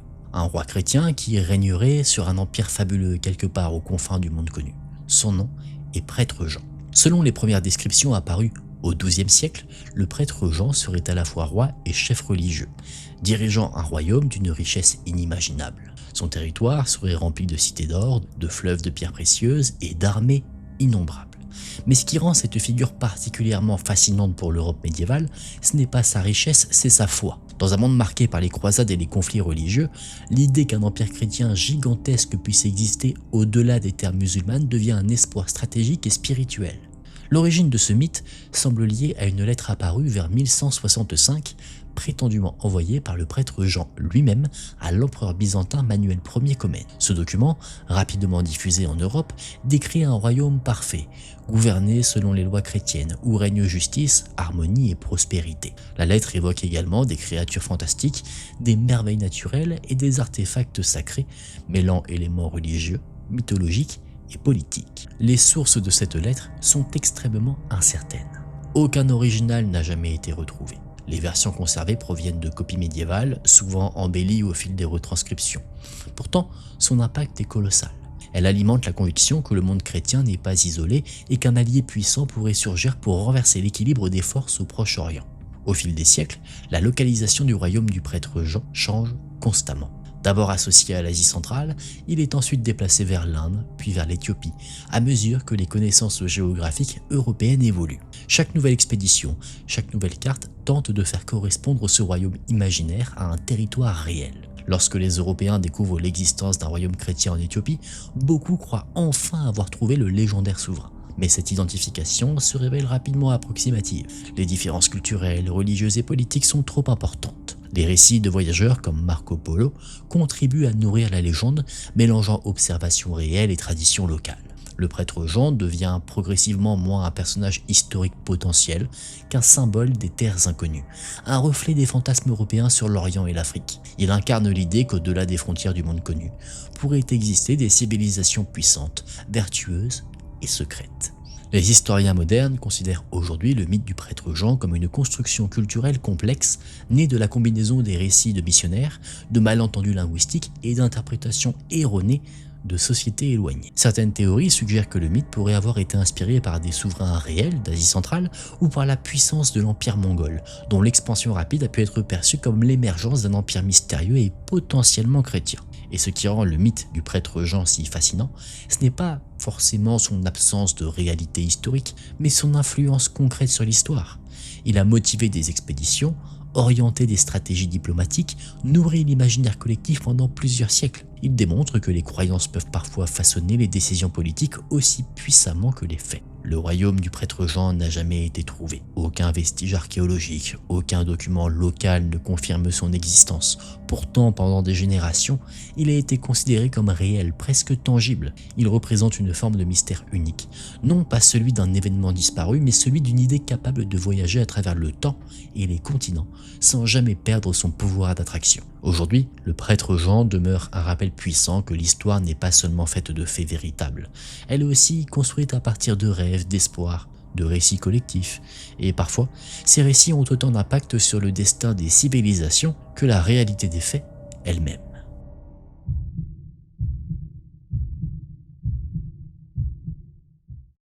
Dans l'Antiquité grecque, le monde est perçu comme un espace limité, encerclé par l'océan et ponctué de terres connues, explorées, décrites par les voyageurs et les marins. Pourtant, au-delà de ces frontières cartographiques, existe une zone floue, une région où la géographie se transforme en imagination. C'est là que surgit un nom qui entra pendant des siècles les récits européens, Thulé. L'origine du mythe remonte au IVe siècle avant notre ère, lorsqu'un explorateur grec nommé Pythéas of Massalia entreprend un voyage vers les régions septentrionales de l'Europe. Pythéas, originaire de la cité grecque de Massalia, l'actuelle Marseille, est à la fois navigateur, géographe et observateur du monde naturel.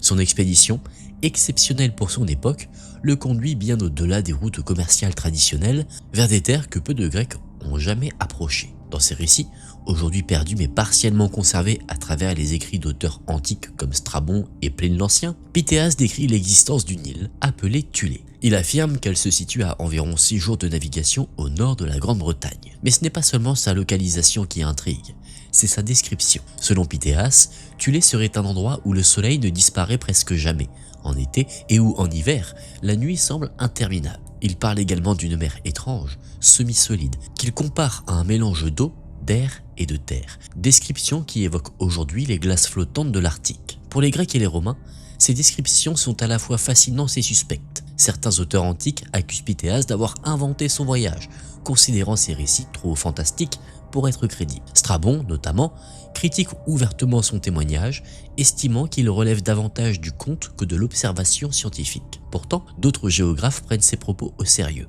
intégrant Thulé dans leur carte du monde comme la terre la plus septentrionale connue. Au fil des siècles, la localisation de Thulé devient un débat constant. Certains l'associent à l'Islande, d'autres aux îles Féroé, à la Norvège, voire au Groenland. Chaque hypothèse repose sur des correspondances partielles entre les descriptions antiques et les réalités géographiques modernes. Mais aucune ne permet d'identifier Thulé avec certitude. Le nom devient progressivement un symbole, désignant non plus un lieu précis, mais la frontière ultime du monde habitable. Pendant le Moyen-Âge, Thulé continue d'apparaître dans les textes savants et les cartes européennes, souvent représentées comme une terre mystérieuse, située aux confins du savoir humain. Elle incarne l'idée d'un nord mythique, froid, inaccessible, peuplé de peuples inconnus et de phénomènes naturels extraordinaires. Elle devient une métaphore géographique, un point où la connaissance s'arrête et où commence l'imaginaire.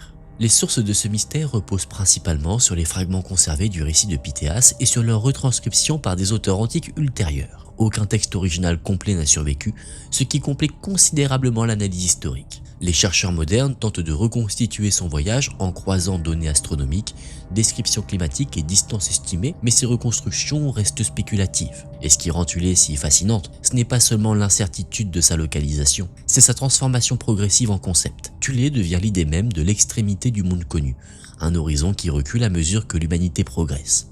Elle illustre la manière dont les civilisations projettent leurs peurs et leurs rêves sur les territoires qu'elles ne comprennent pas encore. Au fil du temps, le mythe de Thulé sera récupéré, réinterprété, parfois détourné pour servir des idéologies modernes cherchant à relier des peuples à des origines mythiques du Nord. Mais derrière ces récupérations demeure une réalité plus simple et plus troublante. Un explorateur antique a peut-être atteint des terres arctiques bien avant que l'Europe n'en ait une connaissance claire, laissant derrière lui un récit que personne ne pouvait totalement croire, ni totalement ignorer. Aujourd'hui, Thulé n'est plus tant une destination, mais plutôt une question ouverte. Elle rappelle que les premières explorations du monde n'étaient pas seulement des voyages physiques, mais des confrontations avec l'inconnu, et que, parfois, ces rencontres produisent des histoires qui survivent précisément parce qu'elles restent impossibles à localiser avec certitude.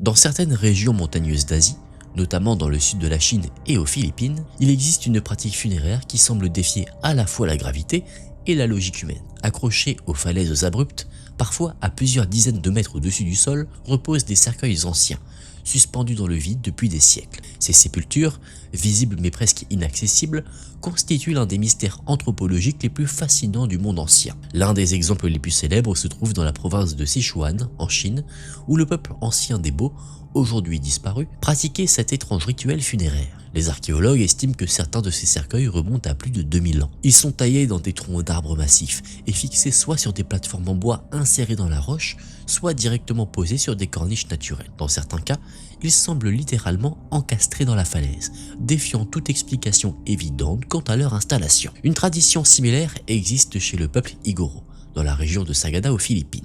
Là aussi, les cercueils sont suspendus aux parois rocheuses, parfois empilés, parfois isolés, chacun occupant une position qui semble soigneusement choisie. Contrairement aux sépultures enterrées, ces cercueils sont exposés aux éléments, au vent, à la pluie et au passage du temps, comme si leur visibilité faisait partie intégrante du rituel. Les questions qui entourent cette pratique sont nombreuses.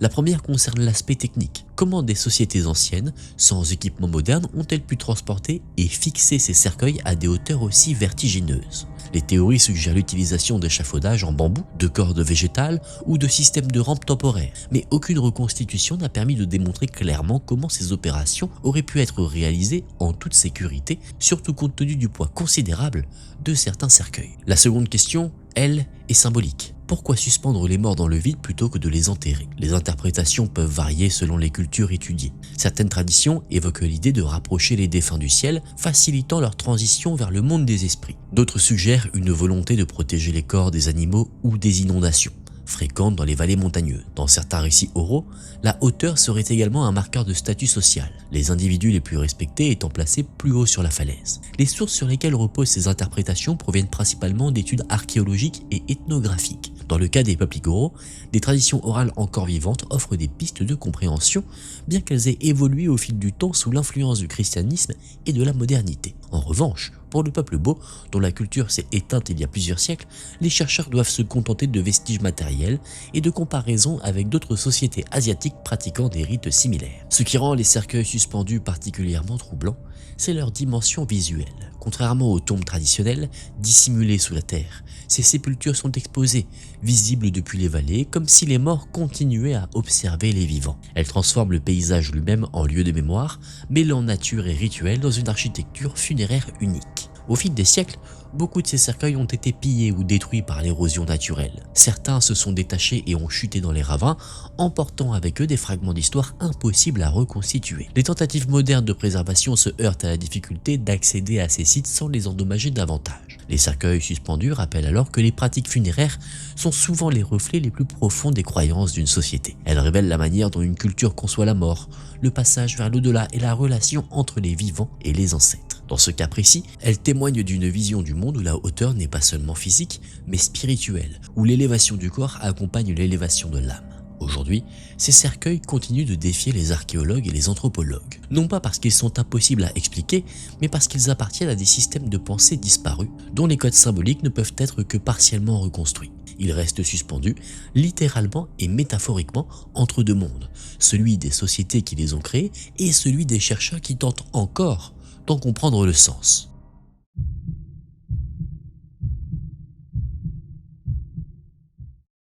À la fin du 19e siècle, dans les forêts isolées du nord-est des États-Unis et du Canada, un comportement humain étrange attire l'attention des médecins et des observateurs scientifiques. Dans les camps de bûcherons du Maine, région rude, froide et difficile d'accès, certains travailleurs d'origine canadienne-française présentent des réactions si extrêmes qu'elles semblent défier toute compréhension neurologique. Ce phénomène sera plus tard nommé le Jumping Frenchman of Maine. Les premiers témoignages décrivent des hommes robustes, habitués aux conditions de vie les plus dures, qui présentent pourtant une hypersensibilité spectaculaire aux stimuli soudains. Un simple bruit inattendu, un geste brusque ou même un ordre crié peut déclencher chez eux une réaction incontrôlable. Ils sursautent violemment, perdent momentanément le contrôle de leurs mouvements et exécutent parfois des actions absurdes ou dangereuses, comme jeter un outil, frapper un collègue ou répéter mécaniquement les ordres qu'on leur donne, même lorsqu'ils en comprennent l'absurdité. Ce comportement intrigue suffisamment pour attirer l'attention du neurologue américain George Miller Bird, qui étudie le phénomène dans les années 1880. Bird observe que ces réactions ne sont pas de simples réflexes exagérés. Elles semblent constituer un état neurologique particulier, mêlant sursaut extrême, automatisme et suggestibilité temporaire. Les sujets affectés conservent leur lucidité après l'épisode, mais déclarent ne pas avoir pu contrôler leurs gestes sur le moment. Les observations montrent également que le phénomène apparaît presque exclusivement au sein de communautés spécifiques de bûcherons francophones isolés. Cela soulève alors une question essentielle. S'agit-il d'une maladie neurologique, d'un trouble psychologique collectif ou d'un comportement culturel transmis par imitation? Certains chercheurs suggèrent que les conditions de vie extrêmes, la pression sociale et l'isolement auraient favorisé l'émergence d'un syndrome psychosocial unique. D'autres y voient un trouble neurologique réel, comparable à certaines formes rares d'hyperexcitabilité du système nerveux. Le Jumping Frenchman of Maine n'est pas un cas totalement isolé dans l'histoire médicale. Des phénomènes similaires ont été observés dans d'autres régions du monde, notamment en Malaisie avec le syndrome appelé LATA, caractérisé par des réactions de sursaut extrêmes accompagnées d'automatisme. Ces parallèles renforcent l'idée que le trouble pourrait être lié à des facteurs culturels autant que biologiques, chaque société interprétant et exprimant ses comportements selon ses propres codes. Les sources de cette histoire reposent principalement sur des études cliniques du 19e siècle, les rapports médicaux et les témoignages recueillis dans les camps forestiers. Ces documents sont relativement fiables, mais restent limités par les connaissances neurologiques de l'époque. Les diagnostics modernes sont difficiles, car le phénomène semble avoir progressivement disparu au cours du XXe siècle, probablement sous l'effet des changements sociaux, de la diminution de l'isolement communautaire et de l'évolution des conditions de travail. Et ce qui rend le Jumping Frenchman of Maine si fascinant, ce n'est pas forcément son étrangeté médicale, c'est ce qu'il révèle sur une frontière fragile entre biologie et culture. Le comportement humain, même lorsqu'il semble purement physiologique, peut être profondément influencé par l'environnement social, les croyances collectives ou encore les dynamiques de groupe. Ce phénomène rappelle également que certaines anomalies médicales peuvent apparaître, exister pendant plusieurs décennies, puis disparaître presque entièrement, laissant derrière elles des descriptions détaillées mais aucune possibilité d'étude directe. Il s'agit d'un mystère qui n'a pas totalement disparu faute d'explication, mais faute de sujets encore observables. Aujourd'hui, ces cas demeurent encore des exemples troublants de comportements humains que la science peut décrire sans jamais les comprendre complètement. Ils témoignent d'une époque où la médecine, la psychologie et l'anthropologie commençaient à peine à explorer la complexité du cerveau humain, révélant que certains mystères ne résident pas toujours dans des lieux lointains ou des objets anciens, mais parfois dans les réactions les plus imprévisibles de l'esprit humain.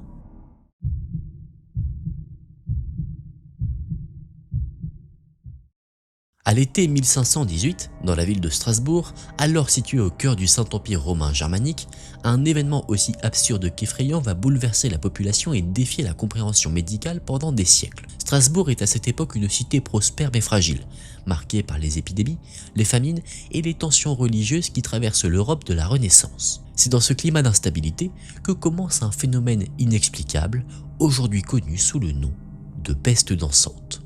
Tout débute en juillet 1518 lorsqu'une femme identifiée dans certaines chroniques sous le nom de Frau Trophéa sort dans la rue et commence à danser. Son comportement, d'abord perçu comme étrange mais isolé, devient rapidement inquiétant. Elle danse sans musique, sans pause, incapable de s'arrêter. Les témoins rapportent qu'elle continue pendant des heures, puis des jours malgré l'épuisement visible de son corps. Au cours des semaines suivantes, d'autres habitants commencent à présenter le même comportement. Des dizaines, puis des centaines de personnes se mettent à danser de manière incontrôlable. Certains crient, pleurent, supplient qu'on les aide, mais continuent à bouger comme s'ils étaient prisonniers de leur propre corps. Les chroniqueurs de l'époque décrivent des individus s'effondrant de fatigue, souffrant de crises cardiaques, d'accidents vasculaires ou de blessures graves, incapables de résister à l'élan qui les pousse à danser. Les autorités locales réagissent d'une manière qui, aujourd'hui, semble presque incompréhensible. Persuadées que le phénomène doit être purgé par l'épuisement, elles font construire des scènes publiques et engagent des musiciens pour accompagner les danseurs, espérant que la transe collective se dissipera d'elle-même. Cette décision ne fait qu'aggraver la situation, amplifiant le nombre de participants et prolongeant la crise. Les sources contemporaines de l'événement sont relativement nombreuses et crédibles. Elles proviennent de chroniques municipales, de rapports médicaux et de témoignages religieux. Et contrairement à d'autres phénomènes médiévaux, la peste dansante est documentée avec une certaine rigueur pour l'époque, ce qui renforce son mystère. Les archives indiquent que la crise aurait duré plusieurs semaines avant de disparaître aussi soudainement qu'elle était apparue. Les tentatives d'explication ont évolué au fil du temps. Pendant des siècles, le phénomène a été interprété comme une punition divine ou une possession démoniaque. Certains prêtres évoquaient la colère de saints protecteurs, notamment celle de saint Vitus, associée dans la tradition européenne à des crises convulsives et à des états de transe. Néanmoins, les hypothèses modernes se concentrent principalement sur des explications médicales et sociologiques. L'une des théories les plus connues suggère une intoxication par l'ergot de seigle, un champignon hallucinogène pouvant contaminer les céréales. Cette hypothèse expliquerait certains symptômes neurologiques, mais elle reste controversée car l'ergot provoque généralement des convulsions douloureuses plutôt qu'une danse prolongée et coordonnée. Une autre interprétation, aujourd'hui privilégiée par de nombreux historiens, considère la peste dansante comme un phénomène de psychose collective. Strasbourg, à cette époque, subit des crises économiques, des famines récurrentes et une forte pression religieuse. Dans un tel contexte, le stress extrême aurait pu déclencher un épisode de transe sociale, où la danse devient un exutoire inconscient face à une angoisse collective insupportable. Ce qui rend la peste dansante particulièrement troublante, c'est cette combinaison d'un comportement physiquement réel et d'une absence totale de cause unique clairement identifiable. Les participants ne simulaient pas, ils souffraient réellement parfois jusqu'à la mort. Pourtant, aucun agent pathogène précis, aucune explication neurologique définitive n'a pu être démontrée. Le phénomène rappelle que l'esprit humain, notre esprit, peut produire des réactions collectives d'une intensité extrême, capables de se propager comme une épidémie. Il souligne également à quel point les sociétés interprètent les comportements inhabituels à travers leurs croyances culturelles et religieuses. Ce que les habitants de Strasbourg voyaient comme une malédiction divine pourrait aujourd'hui être compris comme une réponse psychologique collective à un stress insurmontable. Cette peste dansante de 1518 demeure l'un des exemples les plus célèbres de ces moments où l'histoire bascule dans l'incompréhensible.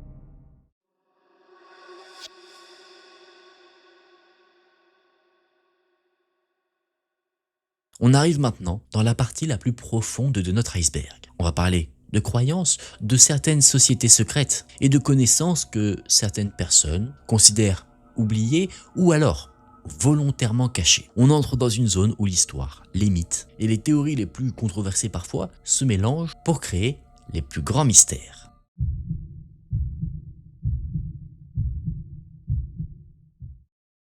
À la fin du XVIe siècle, l'Europe traverse une période de transition profonde. La Renaissance transforme la manière de comprendre le monde, mais la frontière entre science et magie reste floue. L'alchimie, l'astrologie et la théologie coexistent avec les premières méthodes scientifiques. C'est dans cet univers instable qu'apparaît l'une des figures les plus énigmatiques de l'histoire de l'ésotérisme, Edward Kelly. Cet homme n'était pas destiné à devenir une figure mystique. Peu d'informations fiables subsistent sur ses premières années, mais certaines sources suggèrent qu'il aurait eu un passé trouble, possiblement lié à la contrefaçon ou à des activités frauduleuses. Ce passé incertain contribue déjà à l'aura ambiguë qui entoure sa vie. Kelly n'était ni un simple escroc, ni un savant reconnu. Il se situait dans un espace intermédiaire où le talent, la manipulation et la croyance sincère pouvaient coexister. Sa destinée change radicalement lorsqu'il rencontre John Dee, mathématicien, astrologue et conseiller de la reine Élisabeth Ier d'Angleterre. Dee est l'un des esprits les plus brillants de son époque, obsédé par la connaissance universelle et persuadé que les secrets du cosmos pouvaient être révélés par des communications divines. Kelly devient son médium,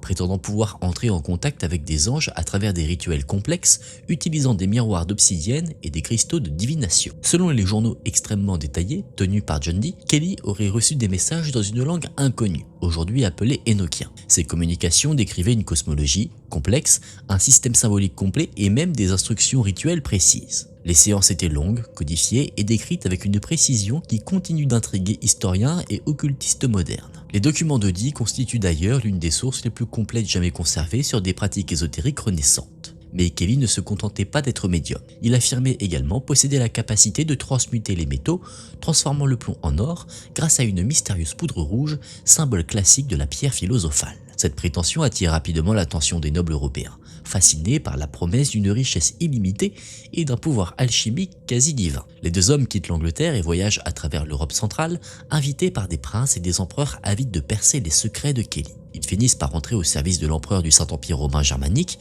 Rodolphe II, connu pour son obsession pour l'alchimie et les sciences occultes. Pendant un temps, Kelly semble jouir d'une influence considérable, vivant dans un luxe inattendu pour un homme issu d'un passé aussi incertain. Cependant, la frontière entre mysticisme et fraude devient de plus en plus fragile. Les démonstrations alchimiques de Kelly restent invérifiables. Ses prédictions deviennent incohérentes et les tensions avec Guy s'aggravent, notamment après des révélations prétendument angéliques exigeant que les deux hommes partagent leurs biens et même leur épouse, événement qui brise définitivement leur collaboration. La chute de Kelly est brutale.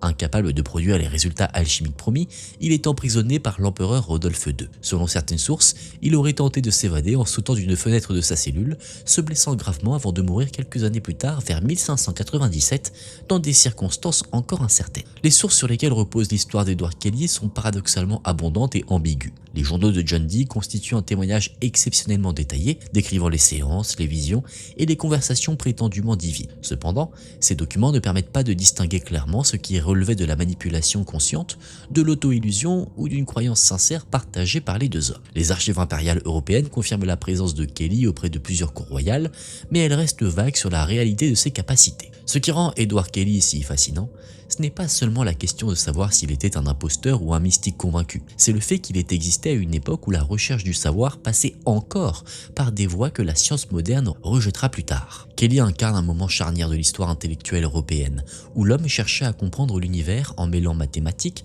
religion, magie et expérimentation. Son histoire rappelle que les débuts de la science moderne sont profondément liés à l'ésotérisme. Les frontières entre connaissance et superstition étaient alors presque invisibles. Edward Kelly n'était peut-être ni un sorcier, ni un génie, mais il a évolué dans un monde où la possibilité qu'il le soit restait crédible, et c'est précisément cette crédibilité historique qui continue de rendre son parcours si troublant.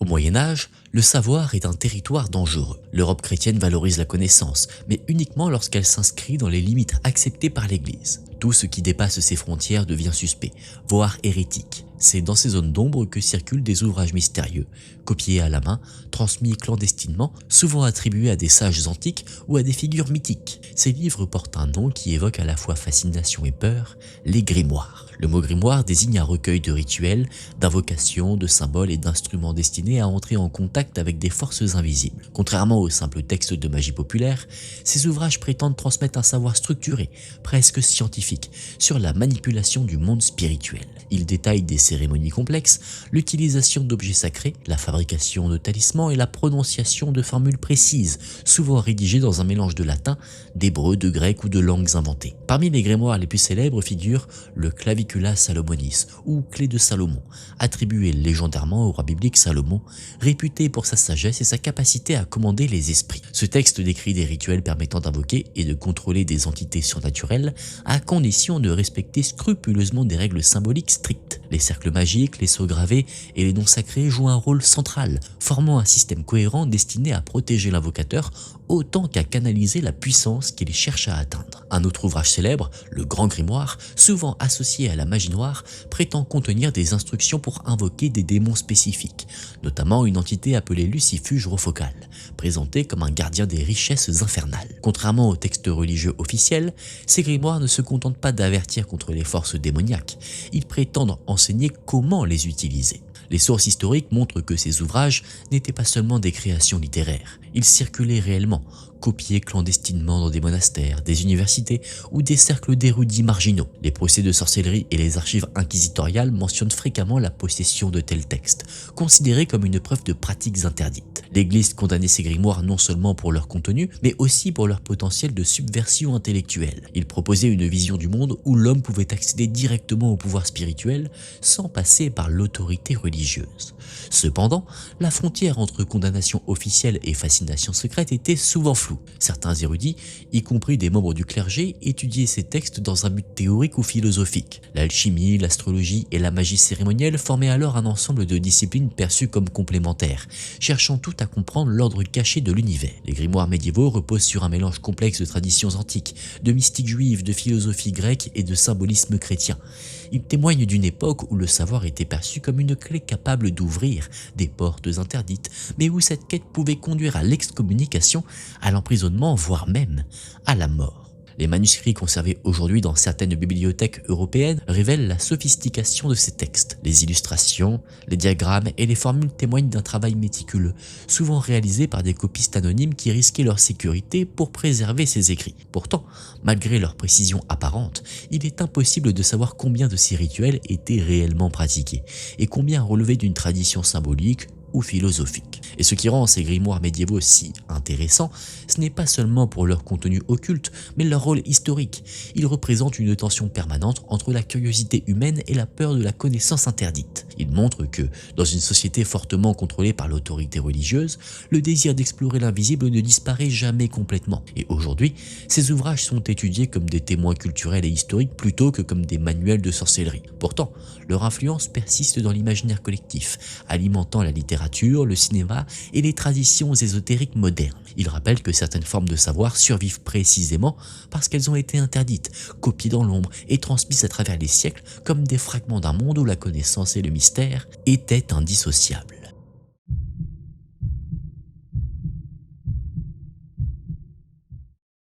Au Moyen-Âge, la frontière entre le monde matériel et le monde spirituel est perçue comme extrêmement fragile. Les phénomènes que la science moderne classerait aujourd'hui dans les domaines de la neurologie ou de la psychologie étaient alors interprétés comme des manifestations directes du divin. Dans ce contexte, certains individus affirment recevoir des visions, entendre des voix célestes ou accéder à des révélations transcendant la compréhension humaine. Ces expériences, appelées visions mystiques, deviennent l'un des phénomènes les plus troublants et influents de la spiritualité médiévale. Parmi les figures les plus célèbres se trouve Hildegarde de Bingen, abbesse bénédictine du XIIe siècle. Dès son enfance, Hildegarde affirme percevoir des lumières et entendre des messages qu'elle interprète comme des communications divines. Contrairement à de nombreux mystiques anonymes, elle consigne ses visions dans des textes détaillés, décrivant des structures cosmiques complexes, des symboles théologiques et des interprétations morales du monde. Ses écrits, notamment le Scivias, présentent des illustrations vibrantes et structurées, mêlant géométrie, couleurs et représentations célestes,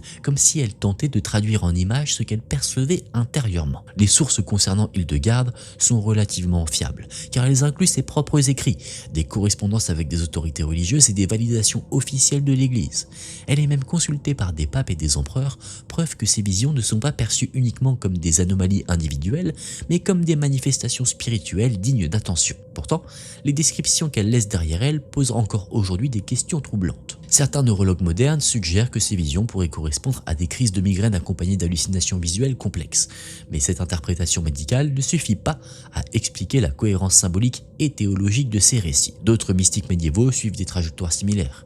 Jeanne d'Arc, par exemple, affirme entendre des voix célestes lui ordonnant de libérer la France pendant la guerre de 100 ans. Ces témoignages, consignés lors de son procès, décrivent des expériences auditives et visuelles extrêmement détaillées. Pour ses contemporains, ces voix représentent soit une mission divine, soit une preuve d'hérésie ou de possession démoniaque. La manière dont ces visions sont interprétées dépend souvent du contexte politique et religieux plutôt que de leur nature intrinsèque. Et ces visions mystiques ne se limitent pas qu'à quelques figures célèbres. Les archives médiévales regorgent de récits de moines, de religieuses et de pèlerins affirmant avoir vécu des expériences similaires. Certains décrivent des rencontres avec des anges, d'autres des voyages spirituels à travers l'enfer ou le paradis. Et ces récits, bien que profondément personnels, présentent souvent des structures narratives étonnamment similaires, suggérant l'existence d'un cadre culturel influençant la manière dont ces expériences sont comprises et racontées. Généralement, les sources concernant ces visions proviennent de textes religieux, de procès inquisitoriaux et de correspondances ecclésiastiques. Elles sont abondantes, mais toujours filtrées par le regard des institutions religieuses qui décidaient si une vision devait être reconnue comme divine ou condamnée comme hérétique. Cette sélection institutionnelle rend l'analyse moderne particulièrement complexe car elle masque probablement de nombreuses expériences jugées inacceptables et donc jamais consignées. Aujourd'hui, ce qui rend ces visions mystiques médiévales si fascinantes, ce n'est pas seulement leur contenu spirituel mais leur impact historique. Elles ont influencé des décisions politiques, inspiré des mouvements religieux et façonné la théologie chrétienne pendant des siècles. Elles montrent que dans une société où le surnaturel était considéré comme une réalité quotidienne, l'expérience individuelle pouvait transformer le destin collectif. Et aujourd'hui, les historiens, théologiens et neuroscientifiques tentent de comprendre ces phénomènes à travers des approches interdisciplinaires. Certains y voient des manifestations de troubles neurologiques ou psychologiques, d'autres des états de conscience altérés liés à des pratiques médiévales ou ascétiques, mais aucune explication moderne ne parvient à reproduire totalement la richesse symbolique et la cohérence culturelle de ces récits. Ces visions rappellent que la perception humaine du réel est profondément influencée par les cadres culturels et religieux dans lesquels elle s'inscrit. Elles montrent que ce que l'on considère aujourd'hui comme inexplicable peut avoir été, à une autre époque, une forme légitime de connaissance. Et dans cet espace entre foi, psychologie et culture, ces visions continuent de poser une question plutôt essentielle. Jusqu'où l'esprit humain peut-il transformer la réalité qu'il perçoit ?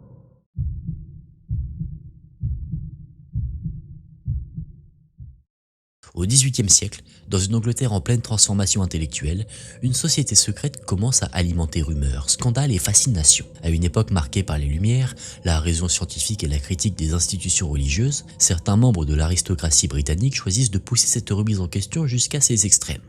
Ils fondent un groupe dont le nom, encore aujourd'hui, évoque un mélange troublant de libertinage, de politique et d'occultisme, le cercle de Hellfire. Le groupe le plus célèbre associé à cette appellation est fondé par Francis Dashwood, aristocrate britannique, homme politique et personnage notoirement provocateur. Officiellement appelé le Hellfire Club, le cercle rassemble des membres issus de la haute société, incluant des politiciens influents, des intellectuels et des figures publiques. Parmi eux, certaines sources évoquent la présence de personnalités telles que John Wilkes ou, selon certaines traditions plus tardives et controversées, Benjamin Franklin lors de ses séjours en Angleterre, bien que ce lien reste débattu par les historiens. Les réunions du cercle se déroulent dans un lieu particulièrement symbolique, les grottes du West Wycombe, un réseau souterrain artificiel aménagé par Dashwood lui-même. Ces tunnels, inspirés d'architecture religieuse et mythologique, sont décorés de symboles païens, de références bibliques détournées et d'iconographie classique. Le lieu est conçu comme un théâtre rituel, où chaque espace possède une signification symbolique, guidant les participants à travers une mise en scène soigneusement orchestrée. Les témoignages contemporains décrivent des réunions mêlant banquets somptueux, cérémonies parodiques et pratiques libertines. Les membres adoptaient des pseudonymes, portaient des costumes inspirés de figures mythologiques ou religieuses et participaient à des rituels inversant les codes moraux et spirituels traditionnels. Certains récits évoquent des messes satiriques destinées non pas à invoquer des forces surnaturelles, mais à ridiculiser l'autorité religieuse dominante. Cependant, la frontière entre satire sociale et véritable occultisme reste floue. Les archives disponibles, principalement constituées de correspondances privées, de pamphlets satiriques et de récits indirects, ne permettent pas de déterminer avec certitude la nature exacte des activités du cercle. Certains historiens considèrent le Hellfire Club comme une simple société libertine cherchant à provoquer l'établissement religieux et politique. D'autres estiment que certaines cérémonies pourraient avoir inclus de véritables pratiques ésotériques inspirées par l'alchimie, la magie cérémonielle ou la philosophie hermétique. La réputation du cercle est largement façonnée par la rumeur et la propagande.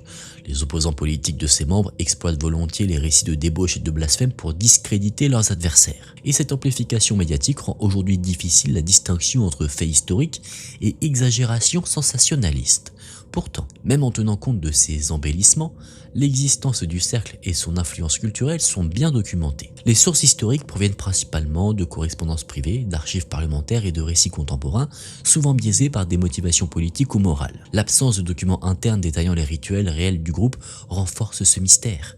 Le Hellfire Club semble avoir cultivé volontairement cette opacité, transformant le secret en élément central de son identité. Et ce qui rend ce club si particulier, ce n'est pas seulement la possibilité qu'il ait pratiqué des rituels occultes, c'est sa position à un moment charnière de l'histoire européenne. Le club émerge à une époque où la société commence à rejeter les superstitions médiévales, tout en conservant une fascination pour le mystère et l'interdit. Il incarne une aristocratie jouant avec les symboles du sacré et du profane, transformant la transgression en spectacle social et politique. Le Hellfire Club laisse derrière lui une légende durable, nourrie par l'ambiguïté de ses activités. Était-il un cercle philosophique provocateur, un groupe libertin extrême ou une société secrète flirtant réellement avec l'ésotérisme? Eh bien, l'absence de réponse définitive contribue à sa persistance dans l'imaginaire collectif, inspirant des récits littéraires, des théories conspiratoires et des représentations culturelles jusqu'à aujourd'hui. Et au-delà du scandale et du mystère, le cercle de Hellfire révèle une vérité plus profonde sur l'histoire humaine. Il montre que les sociétés, même lorsqu'elles prétendent abandonner la superstition, continuent toujours d'être fascinées par l'interdit et l'invisible. Et parfois, ce sont précisément ces zones d'ombre qui laissent les traces les plus durables dans la mémoire collective.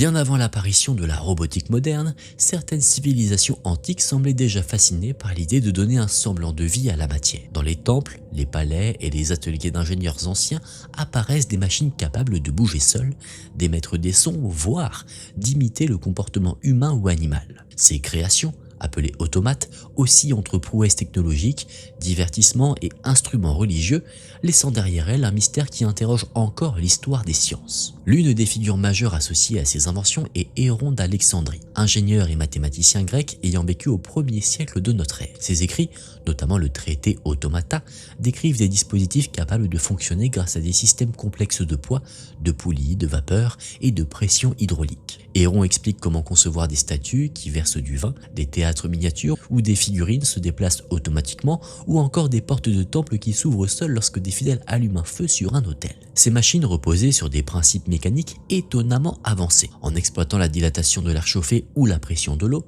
les ingénieurs antiques pouvaient créer des illusions de mouvement autonome. Dans certains sanctuaires, ces automates renforçaient la dimension sacrée des rituels. Lorsqu'une statue semblait s'animer ou qu'une porte monumentale s'ouvrait sans intervention visible, les fidèles pouvaient interpréter ces phénomènes comme des manifestations divines. Les sources historiques concernant ces automates antiques proviennent principalement de textes techniques grecs et romains, mais aussi des descriptions indirectes dans des récits historiques et philosophiques. Les écrits d'Héron sont relativement détaillés, offrant des schémas et des explications précises. Cependant, la majorité des machines décrites n'a pas survécu physiquement, laissant aux historiens la tâche de reconstituer leur fonctionnement à partir de descriptions parfois fragmentaires. Et l'idée d'automate ne se limite pas au monde grec. Dans la Chine antique, certains récits évoquent des artisans capables de créer des figures mécaniques réalistes. Des textes attribués à des philosophes comme Lizzie décrivent des automates humanoïdes capables de chanter, de marcher et d'imiter les émotions humaines. Bien que ces récits soient souvent teintés de symbolisme, ils témoignent d'une fascination universelle pour la création artificielle de la vie. Dans le monde islamique médiéval, cette tradition technologique connaît une nouvelle renaissance. Des ingénieurs comme Al-Jazari au XIIe siècle conçoivent des automates hydrauliques extrêmement sophistiqués, incluant des musiciens mécaniques et des systèmes programmables utilisant des tambours rotatifs pour contrôler des séquences de mouvements. Ces inventions montrent que l'idée d'automate n'était pas une curiosité isolée, mais une tradition scientifique transmise et développée sur plusieurs siècles. Et ce qui rend ce mystère des automates si intéressant, c'est leur double nature. D'un côté, ils représentent des avancées techniques remarquables, démontrant une compréhension avancée de la mécanique et de l'hydraulique. De l'autre, ils s'inscrivent dans une dimension symbolique et philosophique. Dans certaines cultures, créer un automate revenait à imiter l'acte divin de donner la vie, posant des questions fondamentales sur la nature de l'âme et de la conscience. Les historiens modernes considèrent ces machines comme des ancêtres lointains de la robotique et de l'automatisation industrielle. Pourtant, leur objectif initial n'était pas utilitaire au sens moderne du terme. Elles servaient principalement à impressionner, à divertir ou à renforcer des croyances religieuses. Cette différence souligne la manière dont les sociétés antiques percevaient la technologie non pas comme un outil de production, mais comme une extension du spectacle et du sacré. La disparition physique de la plupart de ces automates ajoute à leur mystère. Les matériaux utilisés, souvent fragiles, n'ont pas résisté au temps. Les machines décrites dans les textes sont rarement retrouvées dans les fouilles archéologiques, laissant planer un doute sur leur complexité réelle. Certaines pourraient avoir été exagérées par les auteurs antiques, tandis que d'autres restent peut-être sous-estimées faute de vestiges matériels. Les automates antiques témoignent encore d'une fascination humaine ancienne pour la frontière entre le vivant et l'artificiel. Ils montrent que la question de savoir si une machine peut imiter la vie ne date pas de l'ère numérique, mais accompagne l'humanité depuis ses premières grandes civilisations. Et dans ces mécanismes silencieux, aujourd'hui disparus, se cache peut-être l'un des premiers reflets du rêve technologique qui continue encore aujourd'hui de façonner notre monde moderne.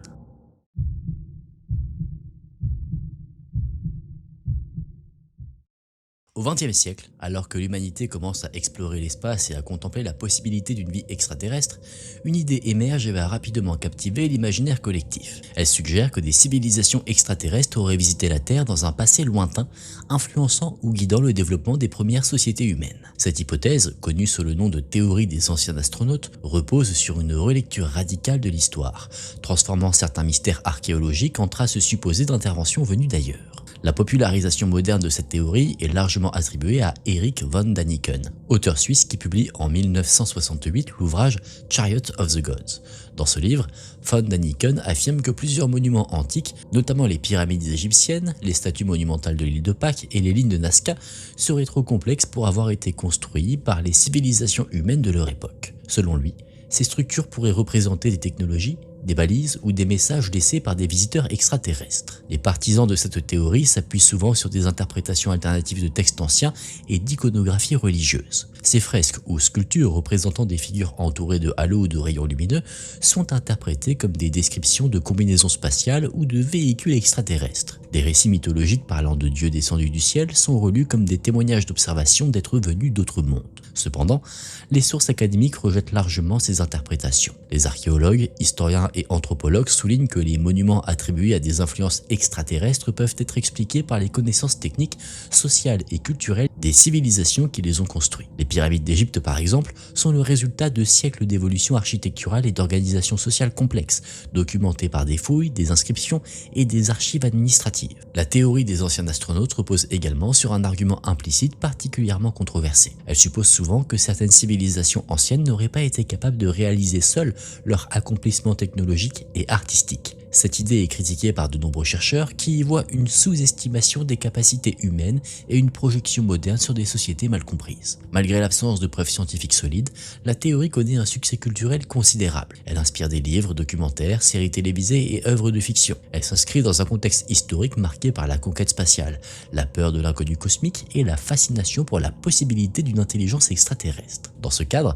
les mystères archéologiques deviennent des supports idéaux pour projeter des récits alternatifs mêlant science-fiction et spéculation historique. Les analyses critiques montrent que les arguments de cette théorie reposent souvent sur des anomalies apparentes, des coïncidences visuelles ou des interprétations sélectives de données archéologiques. Les méthodes scientifiques exigent des preuves matérielles, reproductibles et vérifiables, critères que la théorie des anciens astronautes ne parvient pas à satisfaire. Pourtant, son influence culturelle persiste, précisément parce qu'elle propose une explication spectaculaire à des mystères complexes. Ce qui rend cette théorie particulièrement fascinante, ce n'est pas sa crédibilité scientifique, mais sa capacité à refléter les préoccupations modernes. Elle transforme l'histoire ancienne en miroir de nos propres interrogations sur la technologie, l'intelligence extraterrestre et la place de l'humanité dans l'univers. Elle révèle également une tendance humaine profonde, Face à l'inexplicable, l'esprit cherche des réponses qui dépassent parfois les limites du plausible. La théorie des anciens astronautes rappelle enfin que les mystères historiques peuvent être interprétés de multiples manières, selon les connaissances, les croyances et les imaginaires d'une époque. Elle illustre la puissance narrative des zones d'ombre de l'histoire, où l'absence de certitude ouvre la porte à des hypothèses spectaculaires, capables de captiver l'imagination collective, même lorsqu'elles restent en dehors du cadre scientifique.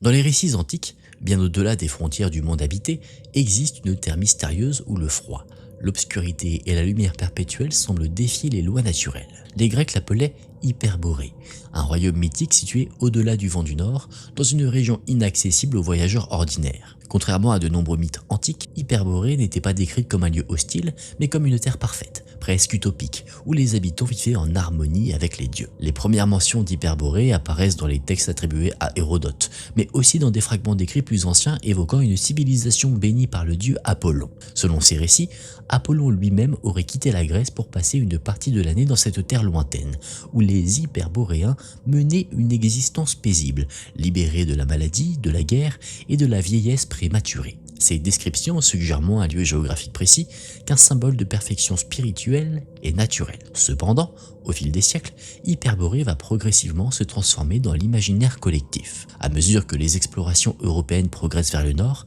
certains érudits tentent de relier ce mythe à des régions réelles, notamment la Scandinavie, la Sibérie ou même l'Arctique. Les descriptions antiques de jour sans nuit et de nuit sans soleil semblent correspondre au phénomène polaire, renforçant l'idée que le mythe pourrait être inspiré par des observations indirectes de ces régions extrêmes.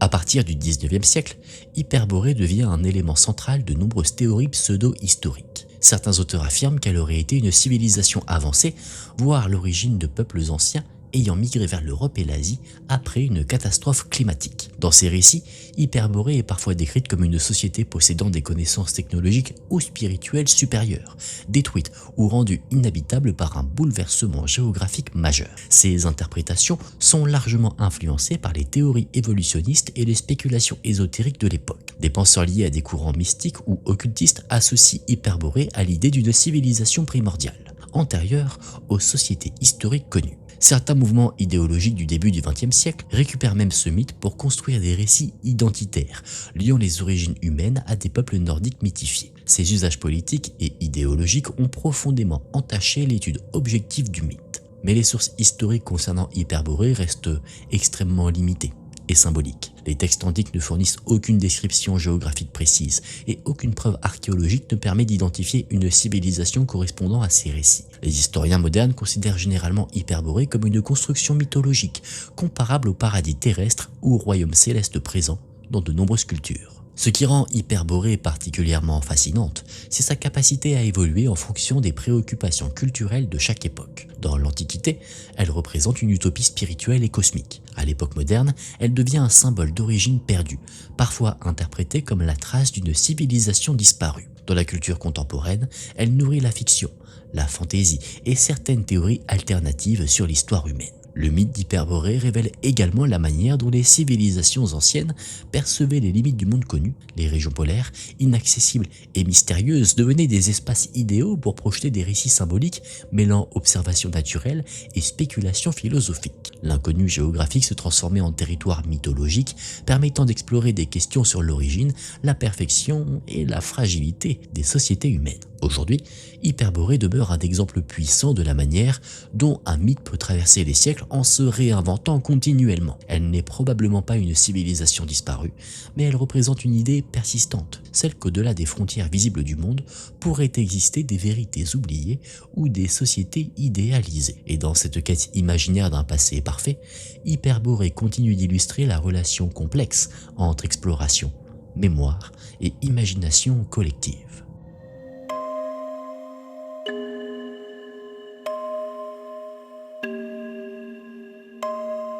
Mesdames et messieurs, on en a fini pour cet iceberg. J'espère que ça vous a plu, que vous avez passé un agréable moment. Pour moi, comme d'habitude, c'était un vrai plaisir de vous partager toutes ces histoires. J'ai pu apprendre plein de choses en même temps que je faisais les différentes recherches. J'espère que ça a été le cas pour vous aussi. Si la vidéo vous a plu, laissez un j'aime. Abonnez-vous à la chaîne, c'est extrêmement important. N'oubliez pas aussi de me suivre sur Instagram que je vous raffiche juste ici, Aken TV. C'est avec grand plaisir que je vous retrouve aussi là-bas. Merci d'avoir regardé cette vidéo jusqu'à la fin. Moi, je vous dis à très vite dans une prochaine vidéo. Prenez soin de vous, c'était Aken. Salut!